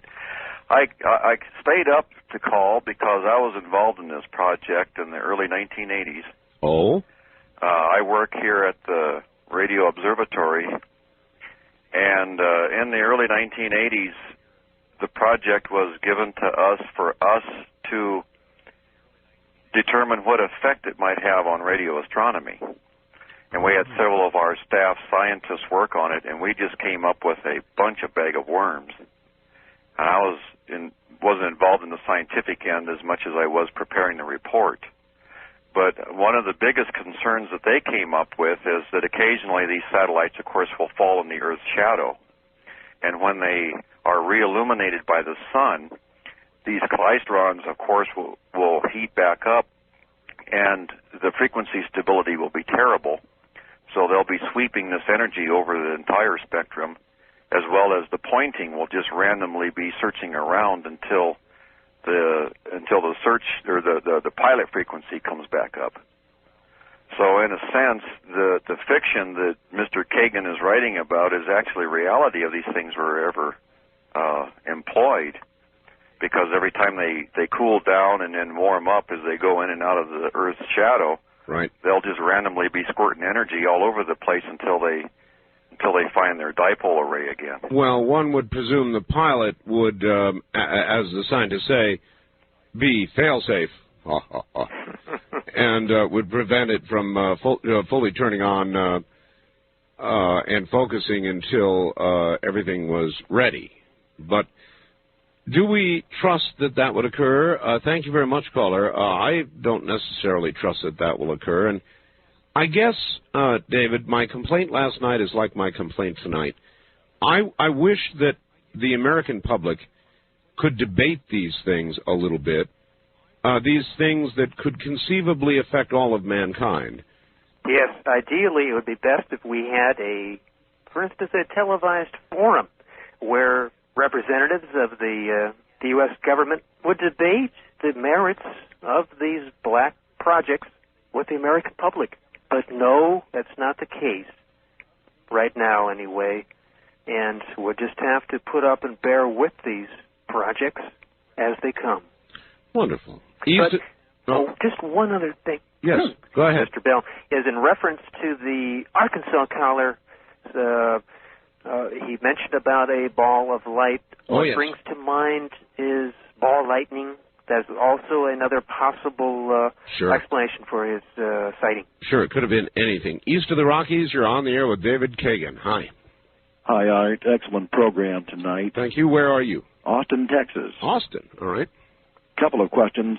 First of all, I'm sure David is aware that these CFC gases, chlorofluorocarbons, are actually much heavier than ambient atmospheric air, and that there is no CFC gases up at altitude. And, in fact, if you take a can of Freon and put some in a balloon, tie the balloon, it will sink to the floor rather than rise, as it would if it had helium in it. So my question has to do with them spraying those gases from the aircraft, ostensibly, or the excuse that they're giving is to go up there and gobble up the CFCs, but there are no CFCs up there damaging the ozone. So all right, well, that, of course, is a great controversy, but So what are they up to is the first question. All right. First, hold on. Stop there. David, do you agree with that premise regarding CFCs? Well, unfortunately, there's too much that's been documented on chlorofluorocarbons and their presence for these last 100 years, their presence up in the stratosphere, and their interaction with ozone molecules has been greatly documented by the government, by NASA, by the National Oceanic and Atmospheric Administration, and by the European ozone stratospheric experiment that was conducted 2 years ago. Caller, I do think he's correct about that. I believe they've done the measurements many times over now. So I, too, have always been in some doubt about CFCs and destruction of the ozone and all the rest of it, but it's pretty well documented. Yes, that is the course of affairs. There's too much written on the subject. There's been too many studies. There's been too many hundreds of millions of dollars spent on studies by numerous governments across the country to dispute it at this time. All right. Well, let's leave that one alone. We'll have to agree to disagree. Your next question is? Yes. One of the stated purposes of HARP, the project in Alaska, another black project the government has underway, yes, is the actual altering of the ionosphere. They even admit that that is the purpose of the Well, they say it, heating the ionosphere. Yes, turning it into a plasma. Which is essentially what this satellite would do as well, wouldn't it? That's correct. The intensities involved would cause the atmospheric gases to be ionized. That is, it would strip away electrons from the atoms themselves composing our atmosphere, causing them to become charged and turn them into a hot gas, which is the classic definition of a plasma. Now, see, this is our Earth, too. Now, earlier in the program you said one of the least effects would be it would ruin AM broadcasting at night. Yes. It would destroy, no doubt, most of the shortwave spectrum. Yes, and interfere also with television broadcasts. Oh, with television, too? Yes, they're right there in the electromagnetic spectrum, and they would all be severely impacted. Well, then they'd have a revolution on their hands. Take away television, that'd be the end. Well, yes, that probably would be the case, except for one thing, is that, well, this is a project that will come about, and it's being funded. Let me ask you this. How close are they to actually beginning to put hardware together to do this, David? At this point in time, we're still talking about tests, both small scale leading up to large scale. Now, the large scale test, as I mentioned about earlier in the program, will involve basically a solar power microwave satellite that can generate up to 10,000 kilowatts of power to a point on the Earth, which is equivalent to 1,000 homes. If I were a betting man, I would bet that HARP would be a project to determine exactly what effects the heating of the ionosphere would have. Yes. Without having to go to space and fire something this direction. Instead, fire it from Earth into the ionosphere, having roughly the same effect on the ionosphere. And from that, they would then say, well, yeah, we go ahead or we don't go ahead with the reverse process. That's correct. As I mentioned earlier, I strongly believe that HARP is based on the Arecibo Radio Telescope Observatory tests that were conducted in 1983 at Arecibo, Puerto Rico. And when they did that, when they turned on the power there, what happened? The ionosphere was heated up to a great extent. It did not plasmafy. It did not turn into hot ionized gas. The power levels were a little too low for that. However, they did determine that it did impact that it could be terrestrial communications. Yes, and it can be done. HARP is probably another version of that Arecibo test, only more magnified, more powerful. Do you happen to know what the specific effect on the radio spectrum was? As far as I know, it caused a great damping in the signals, loss of signal. Dampening, yeah. Yes, and the signals were lost. They were unintelligible. It was basically, they were hashed up. Was it a process of absorption? Yes, absorption was part of the process. Also, scintillation was involved. Oh, boy. Great time, big time scattering of radio waves. I do not object to scientific progress, whether it's baboon white cells in a human or it's satellites bringing power down from the sun. I mean, I'm a progressive person. I even love everything connected about this kind of thing. But I just have this nagging, horrible feeling that they are totally oblivious to the fact that we all live on this planet, and one of these things, if not thought out, could cook our butts. That's right. That's the problem that we're talking about. Exactly. All right. Let's go back to the phones. West of the Rockies, you're on the air with David Kagan. Let me grab my radio here. Art. Oh, grab that radio. Yes, sir. I just have a short comment for you, yes? Sure. Where are you? I'm in Wenatchee, Washington. All right. I don't know if you're familiar with the game SimCity 2000, but they have one of those power plants, or they have a power plant. It's a microwave that, and it jets down, and one of the disasters that can happen is it misfires and destroys your entire city. So I just wanted to make that quick comment. Great, thank you. Yeah. It's an interesting piece of information. It's worked its way into entertainment. What's next? Well, it seems like anything that can be imagined is almost underway. And anything that can be imagined can be done. And you're only a jump or two ahead of the actual construction of the hardware to do what we're talking about tonight. That's right. So that's what I think people ought to bear in mind. They think it's far out. It's not that far out, and it's not that far away. Certainly no. Wildcard line, you're on the air with David Kagan. Hi. Hello, Art, KABC Los Angeles. Yes, sir. Mr. Kagan, in southwest Texas, there's an optical phenomena they call the Marfa lights. There's slow-moving lights they see in the horizon. Have you ever heard of that or have any idea what that might be? It's a possibility. It's what I said earlier. It could be cosmic ray phenomena that are impacting our atmosphere at this time, or it could be ball lightning.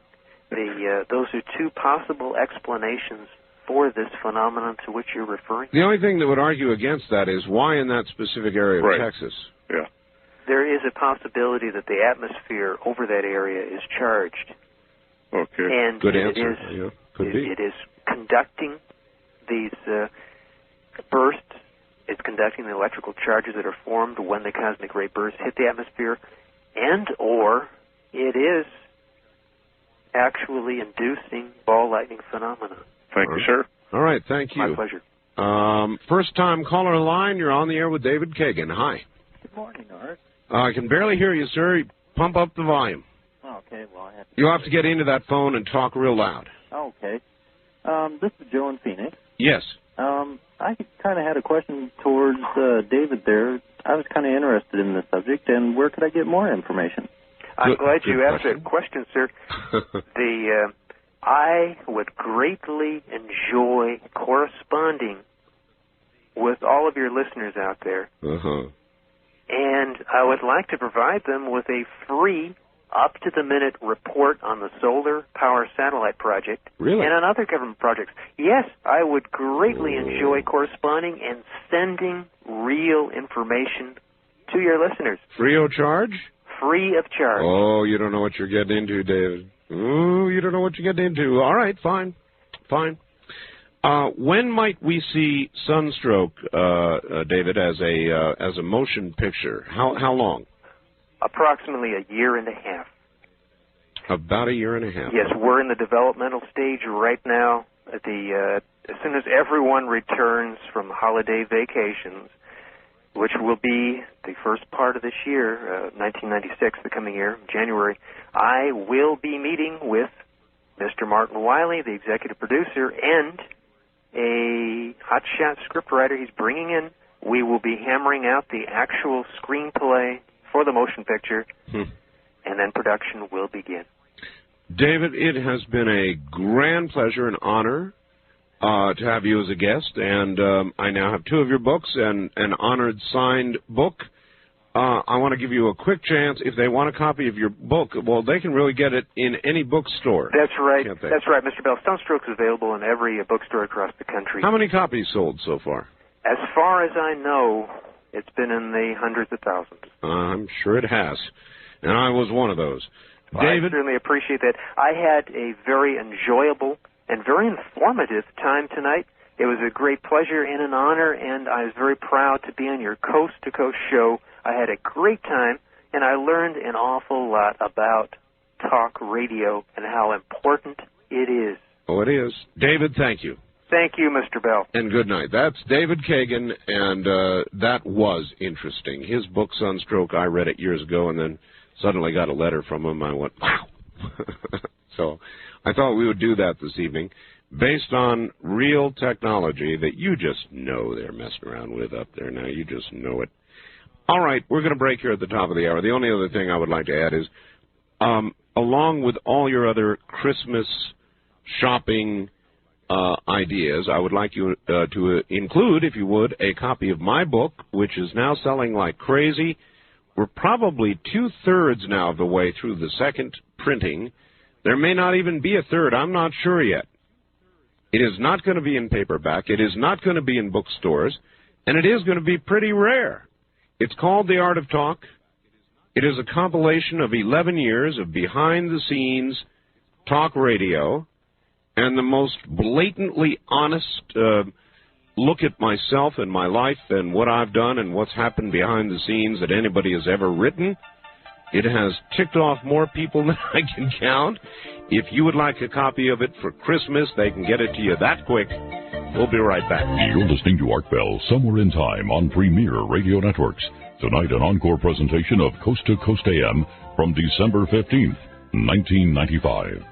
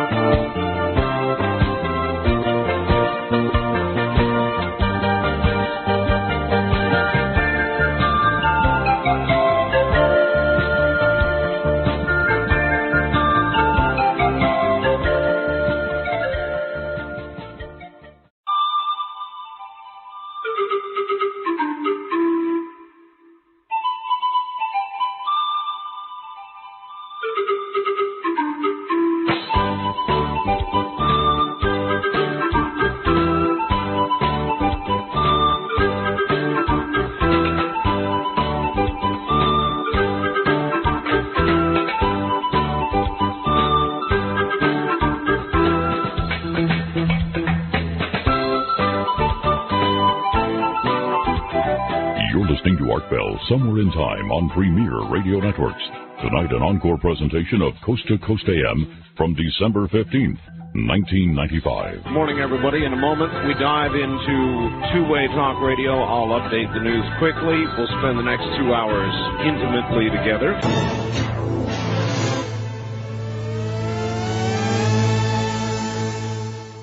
Now, the news.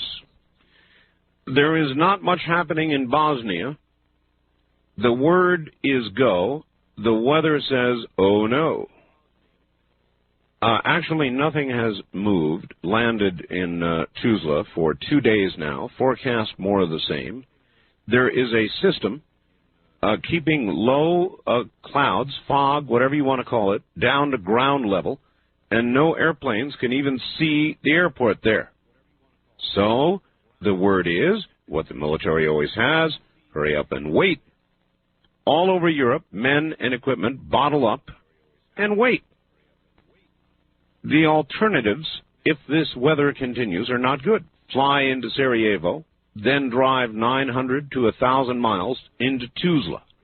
Not good. I'd rather wait for the weather. Brokaw, Tom, is also stuck at Ramstein Air Force Base in Germany. And he has been on the aircraft, one of the first aircraft going into Tuzla. And he's not been able to get in either, so the nightly report is from Mr. Brokaw is coming from Germany. the budget. Talks turned ugly, broke off. Government begins partial shutdown, or did so at midnight today. It's not going to be a big deal until Monday. Republicans accuse the president of using phony economic assumptions in his proposal. The president says the Republicans' budget is just all wrong. Anyway, they'll begin to lay off the non-essential, or is it non-emergency workers? I really like non-emergency myself, because the clear implication is that when they get the budget straightened out and they bring the workers back, the emergency resumes. I can't get away from that. Anyway, if they get laid off, I think it's just going to be a big Christmas present for them, because, as you recall, they get paid. Working or not, they get paid. Now, when you get laid off, how many of you get paid? I got laid off once from IT&T, and I recall very well they didn't pay me. So a little extra Christmas time off with pay might not sound so bad to government workers, I am sure. Bad news on the drug war, and this is really awful news. I mean, really awful. Try and imagine this. I think it's every 3 years we do a big survey. University of Michigan does it. And this is the third survey in a row.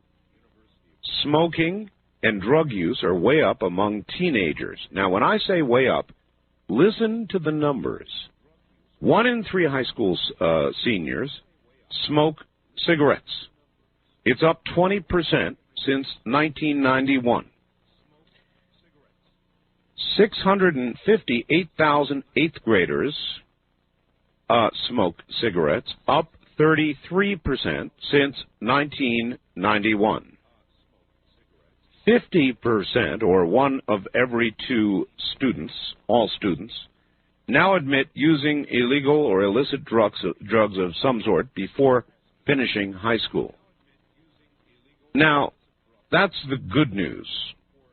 Here comes the bad news. Marijuana use is up 58% since 1991. Now, I said 58%. 544,000 eighth graders admit to using marijuana now. Since last surveyed, that is an increase of 158%. Holy mackerel. Now, in the 80s, we had a sharp decline in drug use among young people. It is now up, not just marginally up, not just a little bit up, but it is up alarmingly. It is up at absolutely epidemic levels. Very perplexing indeed. Could it be related to the quickening or something like that? I don't know. But it is indeed quite perplexing. Whitewater. The 9 o'clock in the morning deadline came and went, and nobody from the White House turned over a blessed thing.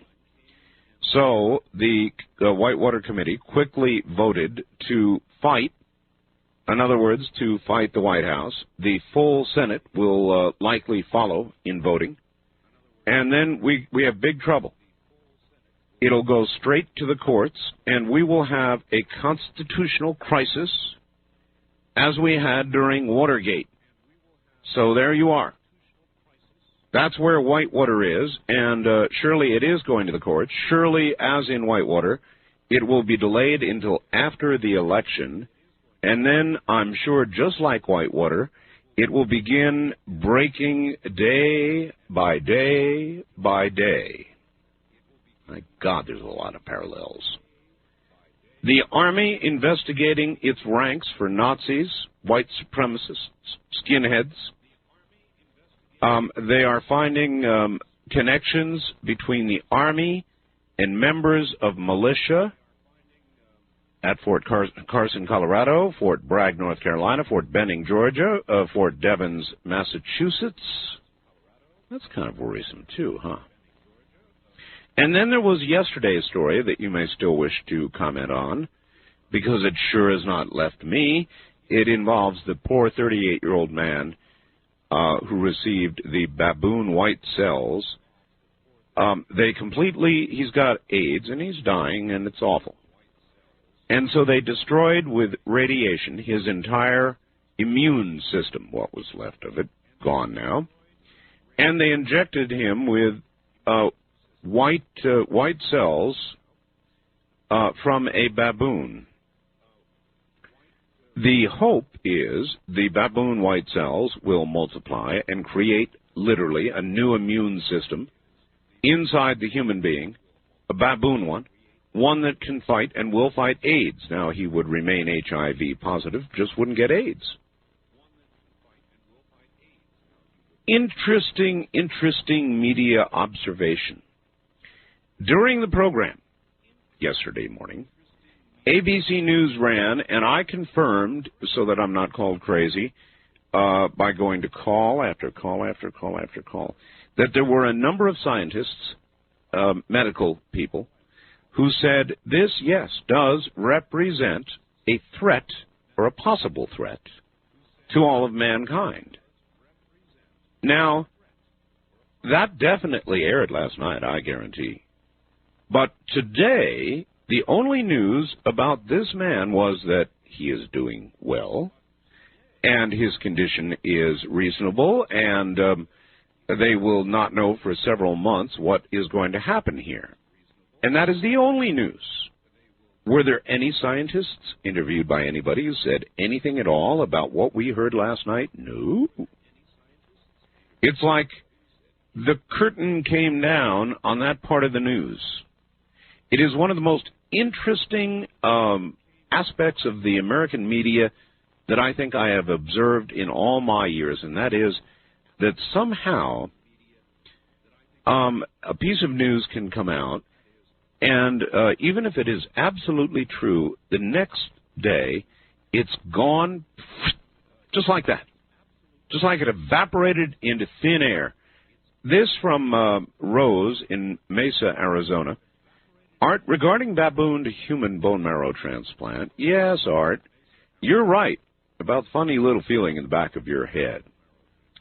I doubt if many animal rights groups will take this on, since they tend to object to animals in research on moral and ethical grounds. Few have the guts to object on medical grounds. They said animal research hurts animals. Unfortunately, it also maims and kills humans in many instances. The Salk polio vaccine was derived from monkey kidney tissue. Later on, Sabin produced a live, weakened polio vaccine, also derived from monkey kidney tissue. It was an unfortunate choice, since monkeys are known to harbor more than 60 viruses, some of them dangerous to humans. The SV40 virus from monkey kidney cells has been detected in patients who died of brain cancer.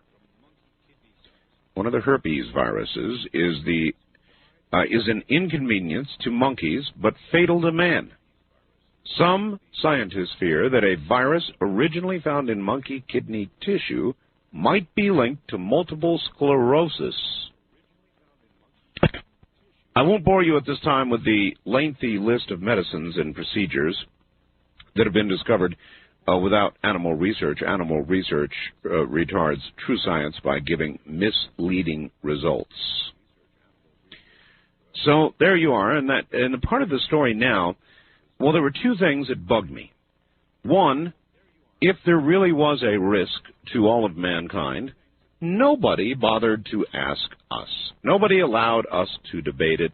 Perhaps they consider that we are not sufficiently well-informed to engage in a debate that nevertheless involves our possible future. That's point one that bothers me. The second point is that the story, as it broke yesterday morning, quickly evaporated and became nothing more than a condition report on the man during the main news today. Only in America. Now, I think we are ready. Let us begin. Open line talk radio. Anything that's on your mind is fair game. East of the Rockies, you're on the air. Hello, Art. Hello. This is the Art Bell for President campaign headquarters in Oklahoma City. Oh, no, you don't. Yes. No, if nominated, I refuse to run. Well, you know, another one said, if nominated, I won't run. If elected, I won't serve. That's right. My staff that we've put together for you is we realize that there is a possibility that you can save America from your talk show. I'm convinced that if America is spared from going down the drain like all other great nations, it'll be the conservative talk show host that saves this country.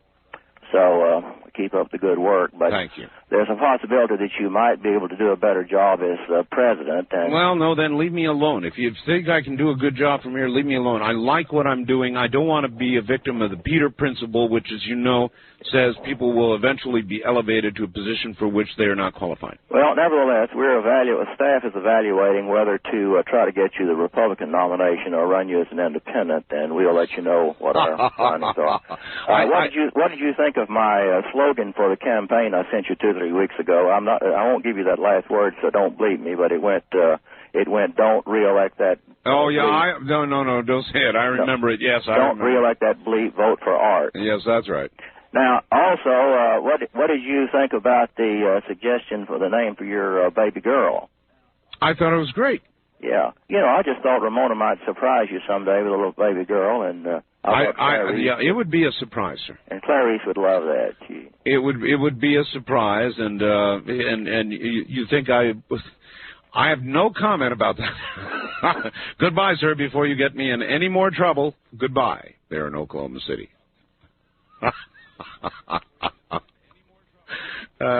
Gee. I'll go have an operation first. Wild card line, you're on the air. Hello. Hello? Hello. Yes, is this Bell? Yes. Oh. Turn your radio off. Okay, one sec. Everybody's got to do that. Turn their radio off. We have a delay system here. Yes. Messes with your mind. Yes, sir. Where are you? I am in Mountain View, California. Okay. And I think you have a really great show on a very broad variety of subjects. It is that. And reasons why I called was a couple of nights ago you were talking about free energy. Oh, yes. And there is a patent number that I'd like to give you because it doesn't exist in the patent office anymore. Well, then, what does it mean? Well, the reason being is this is many of these projects that were done. I've got one, too. It's 1346782J-11. That also does not exist. Yes, this one is 3879622, and it was by John W. Ecklin. Yes. In 1975. See, I just pulled a number out of the air, sir. I mean, what does it mean if a patent number does not exist? Well, this patent was in actual fact granted.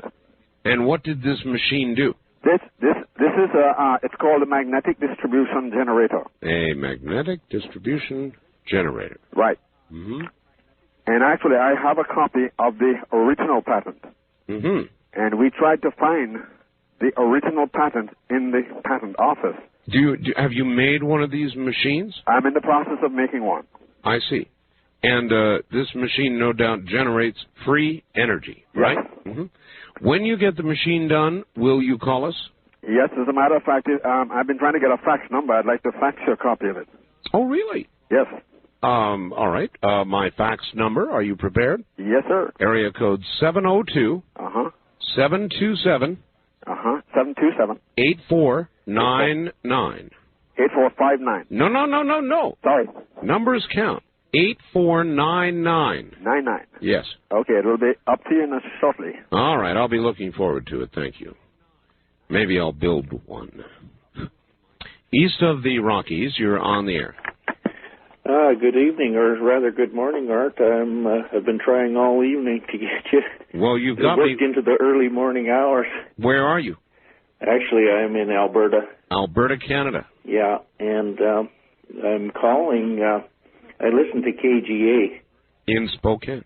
Yeah, and my name's. Sounds Wilford. like you have a very hollow sound. Are you on a speaker phone? No, I've extended the second line away from my main line, maybe it's weaker, is it? Well, no, it's quite strong. It just sounds like you're in a concert hall or something. No, I'm not singing tonight. I'm doing a lot of listening. But this, I wanted to relate a little story. The interview you did with David Kagan yes. was very interesting to me because of an incident that happened on November the 12th while I was visiting La Habra, California. And I was watching a movie in the evening, and it was interrupted rather unprofessionally with a unedited news slip. And the news slip had to do with a announcer reporting an orbital laser firing over Santa Barbara, California, setting forest fires. And it had shown it was high-altitude photography, and it was not still, it was live action, and it was a newscaster. And it set about 12 or say 8 to 10 fires around Santa Barbara. And I thought, well, this is slipped out of place, and they would rerun it at least at the proper interval when the commercials came on. And yet it was another one of those news stories that disappeared, right? It disappeared. It never came back on. And yet it occurred to me that the SDI had placed orbital lasers, or was proposing orbital lasers, and it occurred to me that this was more like a test rather than a malfunction that he had reported. I've got you. All right. Well, let me tell you something about news coverage. One thing that occurs, and one way these stories occur, these wild stories, for example, there was a night when they reported an 8.5 earthquake. It was reported on Reuters, AP Audio and Wire Service. It was reported on all kinds of mainstream press. Zillions of people called in, said they heard it. You know what? It was wrong. There was no 8.5 earthquake. There was an 8.0 the following week in the same area, coincidentally. But there was no 8.5 earthquake. They got it wrong. They just flat out got it wrong. And maybe through pack journalism, by following each other, I have no idea. But they had it wrong, and they reported it that way for the balance of the night. And then the next day, when they figured out that it was wrong, they dropped it. You never heard another word about it. Well, that makes Art Bell, who notices things like 8.5 earthquakes, look like a fool. Because I began to discuss it. Well, the next day, there was no word about it. Not one word. We had previously recorded an 8.5 earthquake. Actually, it was 6.4 or whatever it was. And we had reported that in error. Did they say anything like that? No. They got it wrong. And when they realized they were wrong, they simply stopped reporting it. So that accounts for some of the disappearing stories. Not all, but some. They know damn well they've got it wrong. But do they apologize? Do they run a retraction? Do they run a follow-up? No. They just simply stop reporting it. And you're left out there twisting slowly in the wind. You're listening to Art Bell, Somewhere in Time. Tonight featuring a replay of Coast to Coast AM from December 15th, 1995.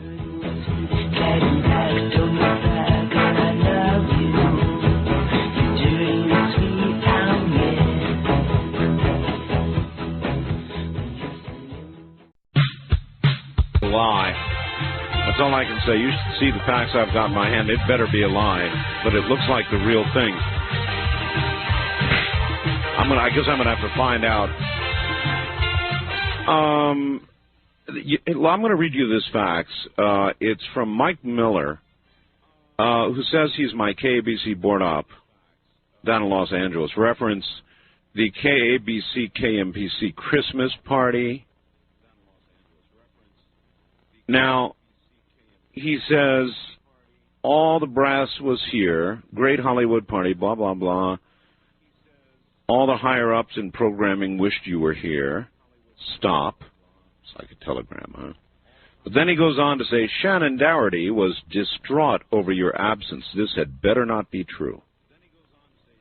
This had better not be true.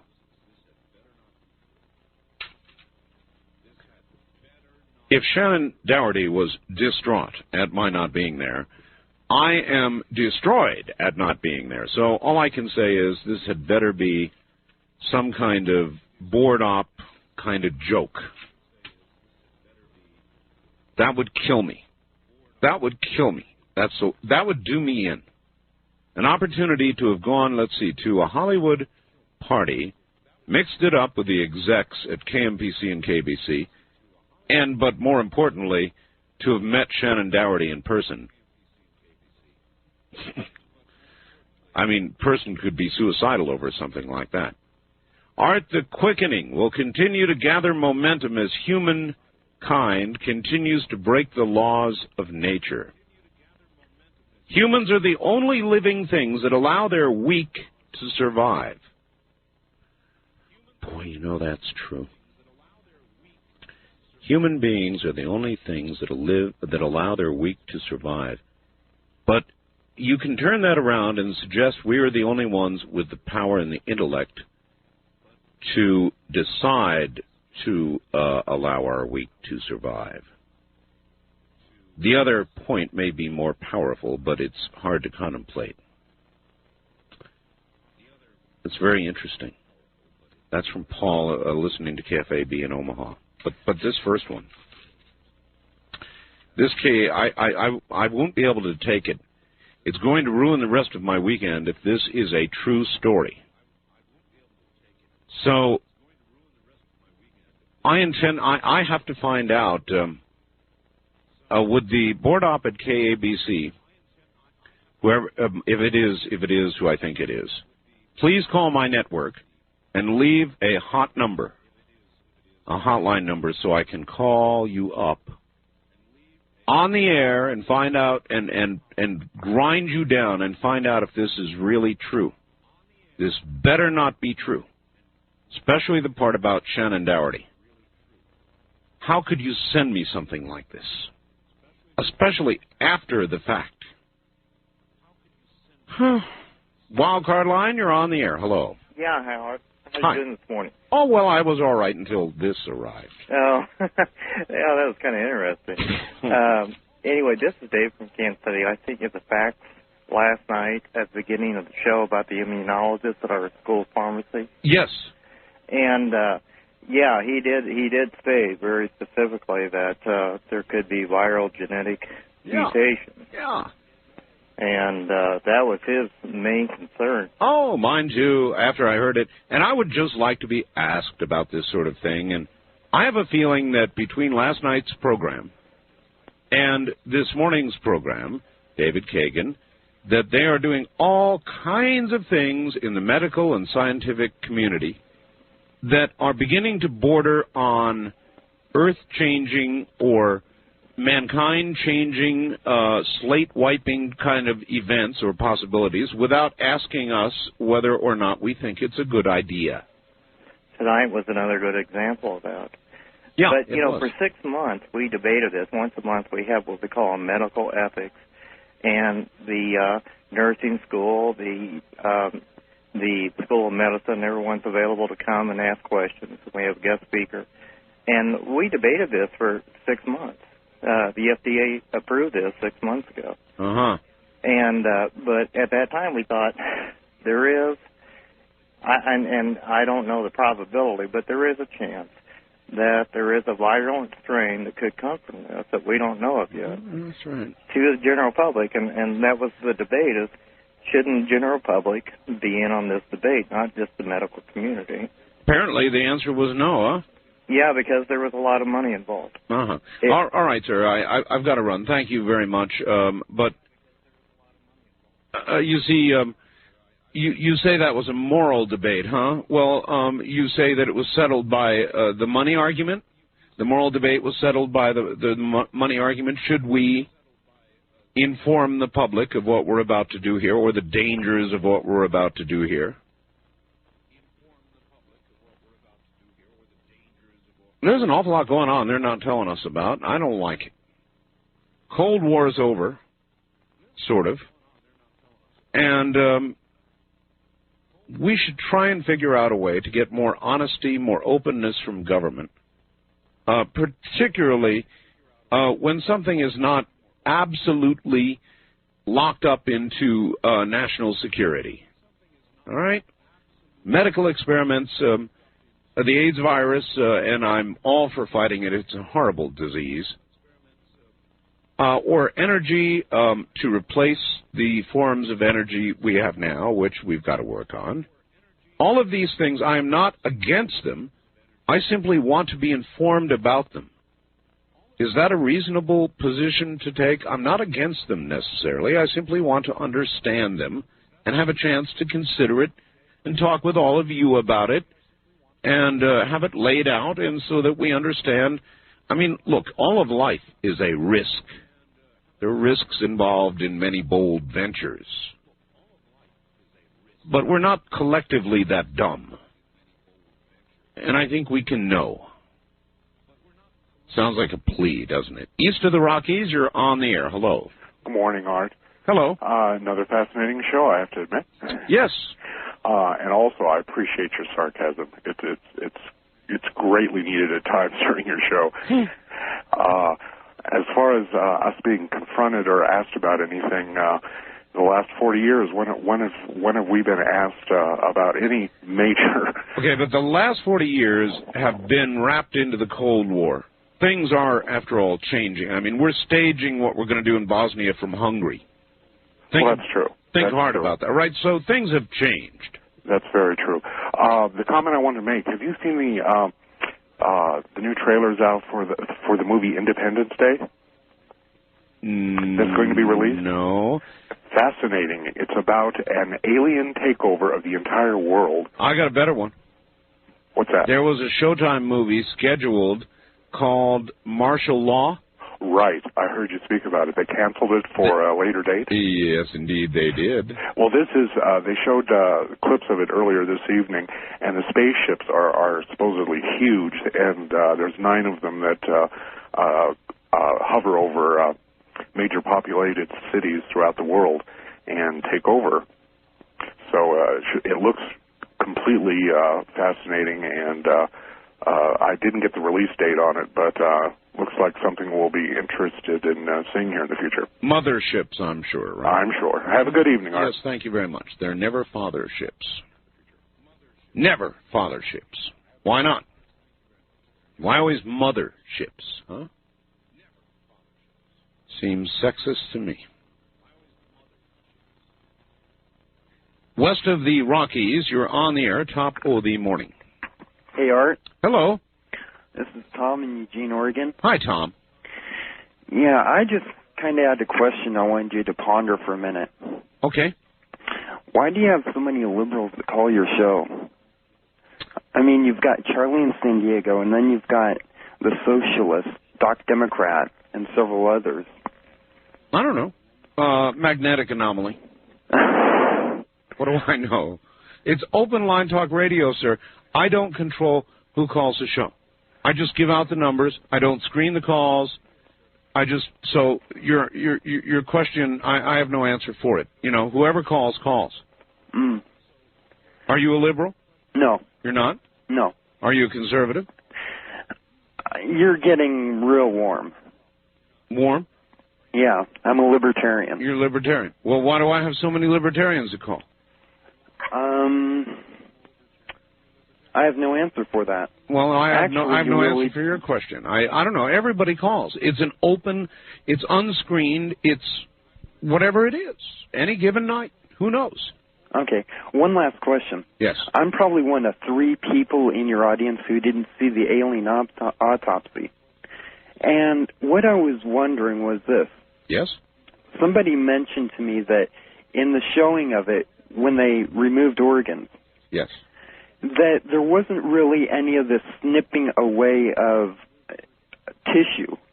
I would describe it more as, you know, when you make when you pop open a can of real thick soup. Yeah. and you cook it up right. It's real thick, and you kind of got to scoop it out with a spoon. Mm-hmm. It's like that. Well, wouldn't you think if you were dealing with a live body, you would have little chunks and, you know. Yeah, I mean, tissue that you would have to cook. Meaty pieces and noodles. Yeah, but that's my point. Wouldn't you think if you were... I don't know, sir. Look, we're possibly dealing with a manufactured biological entity or an alien or something that is supposedly from someplace else. So, you know, if, let's say, that the alien autopsy, and I've seen it, they'd opened it up, and there had been lungs and kidneys and livers, and then what would have people said? They'd have said, "Oh, come on, it's human. Can't you see the organs?" Yeah, but I was... Yeah. I mean, I didn't see it because I was more of a critic of it because... Well, how can you be a good critic of it without seeing it? I guess you can't, but... Oh, that's an irretrievably good point. Take a look at it, borrow it from a friend, watch it, and then call back. Sorry for the soup analogy. I could not resist. Wildcard line, you're on the air. Yes, I have a request of all of the folks out there that consider themselves conservatives, would like a good opportunity to vote for a conservative for president next November, but are not registered in the Republican Party.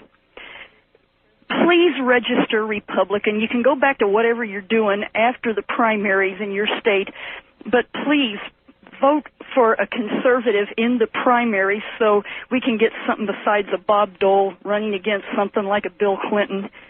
And at least give us a choice next November. But now's the time to act. It's not going to happen. Well, let's see what happens. We're not over. Let me tell you. Let me tell you the way it's going. And yes, great, Seer. Well, look, I'll give you the truth, whether you want it or not. Look at Iowa or New Hampshire, which is where the formation of our nominee is going to come. Originally, Bob Dole was in some trouble, even in Iowa. He has pulled his machine together. He has solidified at 40%. Buchanan's fallen way down into single digits. I would say that Mr. Graham's numbers have been cut about in half. Ditto what's going on in New Hampshire. Buchanan might be a little better, but not much better. I'm telling you, the nominee is going to be Dole, and Clinton is going to beat him. How's that for depression? Well, I really, really hope and pray that you are wrong. We've got a conservative jihad going here, and I don't want to see his kneecap smashed. A conservative jihad. The person that we ought to be nominating to run against Clinton is Gingrich, but his numbers are low and so forth and so on. Thank you very much for the call. I understand how you feel. I share your feelings, but I'm pragmatic, maybe even manic-depressive about it. I clearly see what's going on. I'm pretty well connected politically to know how the machines are running, what the numbers are like, and I'm telling you what's going to happen. And I wish and a hope you can have, and I would not deny you that, but I don't share it with you. I'm sorry.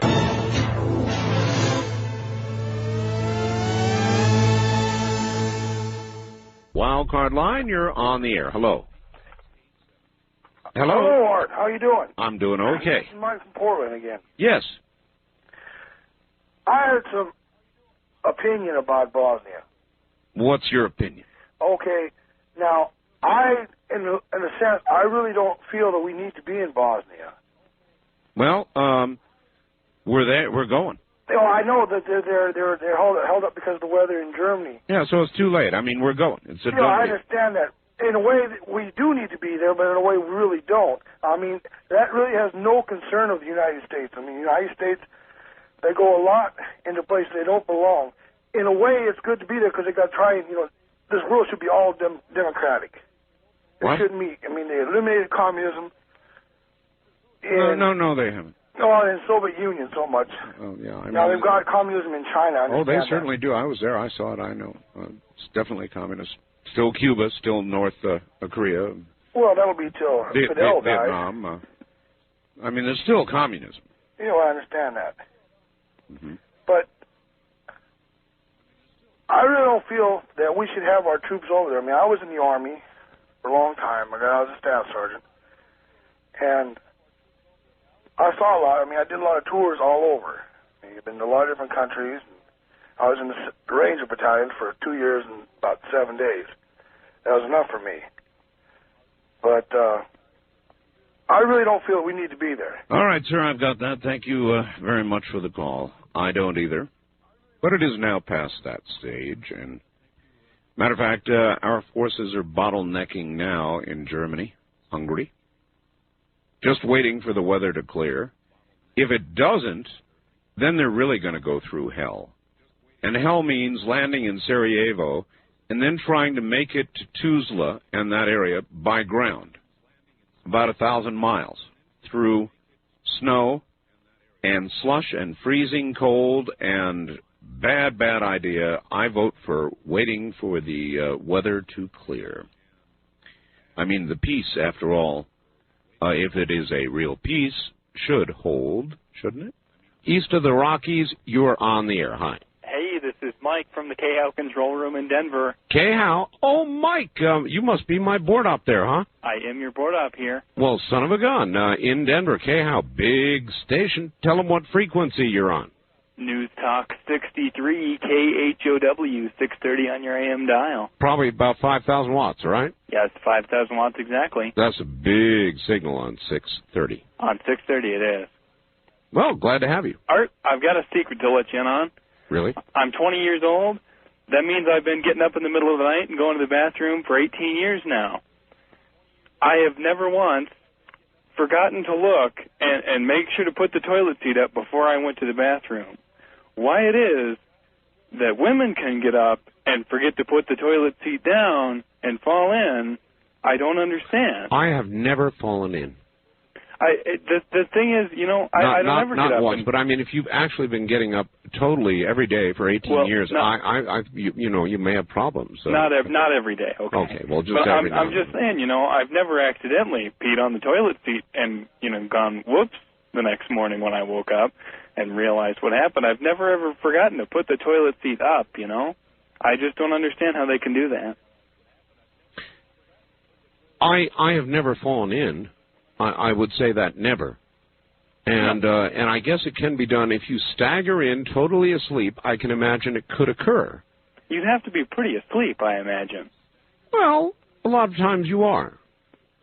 I mean, have you not ever sort of been in bed and it's like you're asleep, right? Yeah. But you know you need to make a trip fairly urgently, and yet you're asleep and you don't want to do it, and then finally you sort of do it, and I suppose it could occur that a person I've never been that groggy myself. Definitely would wake you up. That would wake me up, by golly. Hey, am I close enough to the 5 o'clock hour to get the honors?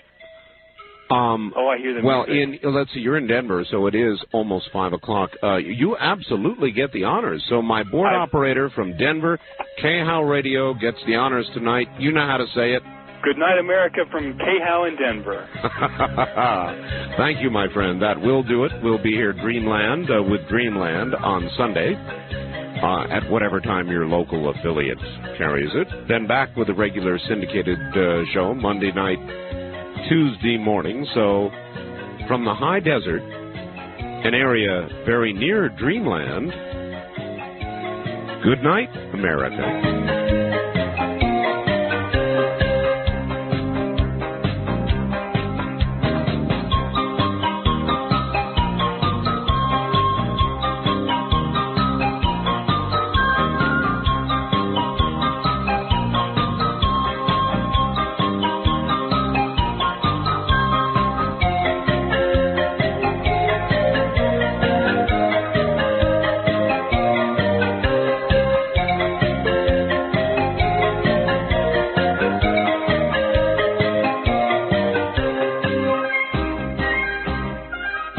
Thank you for tuning in to Archive Obscura.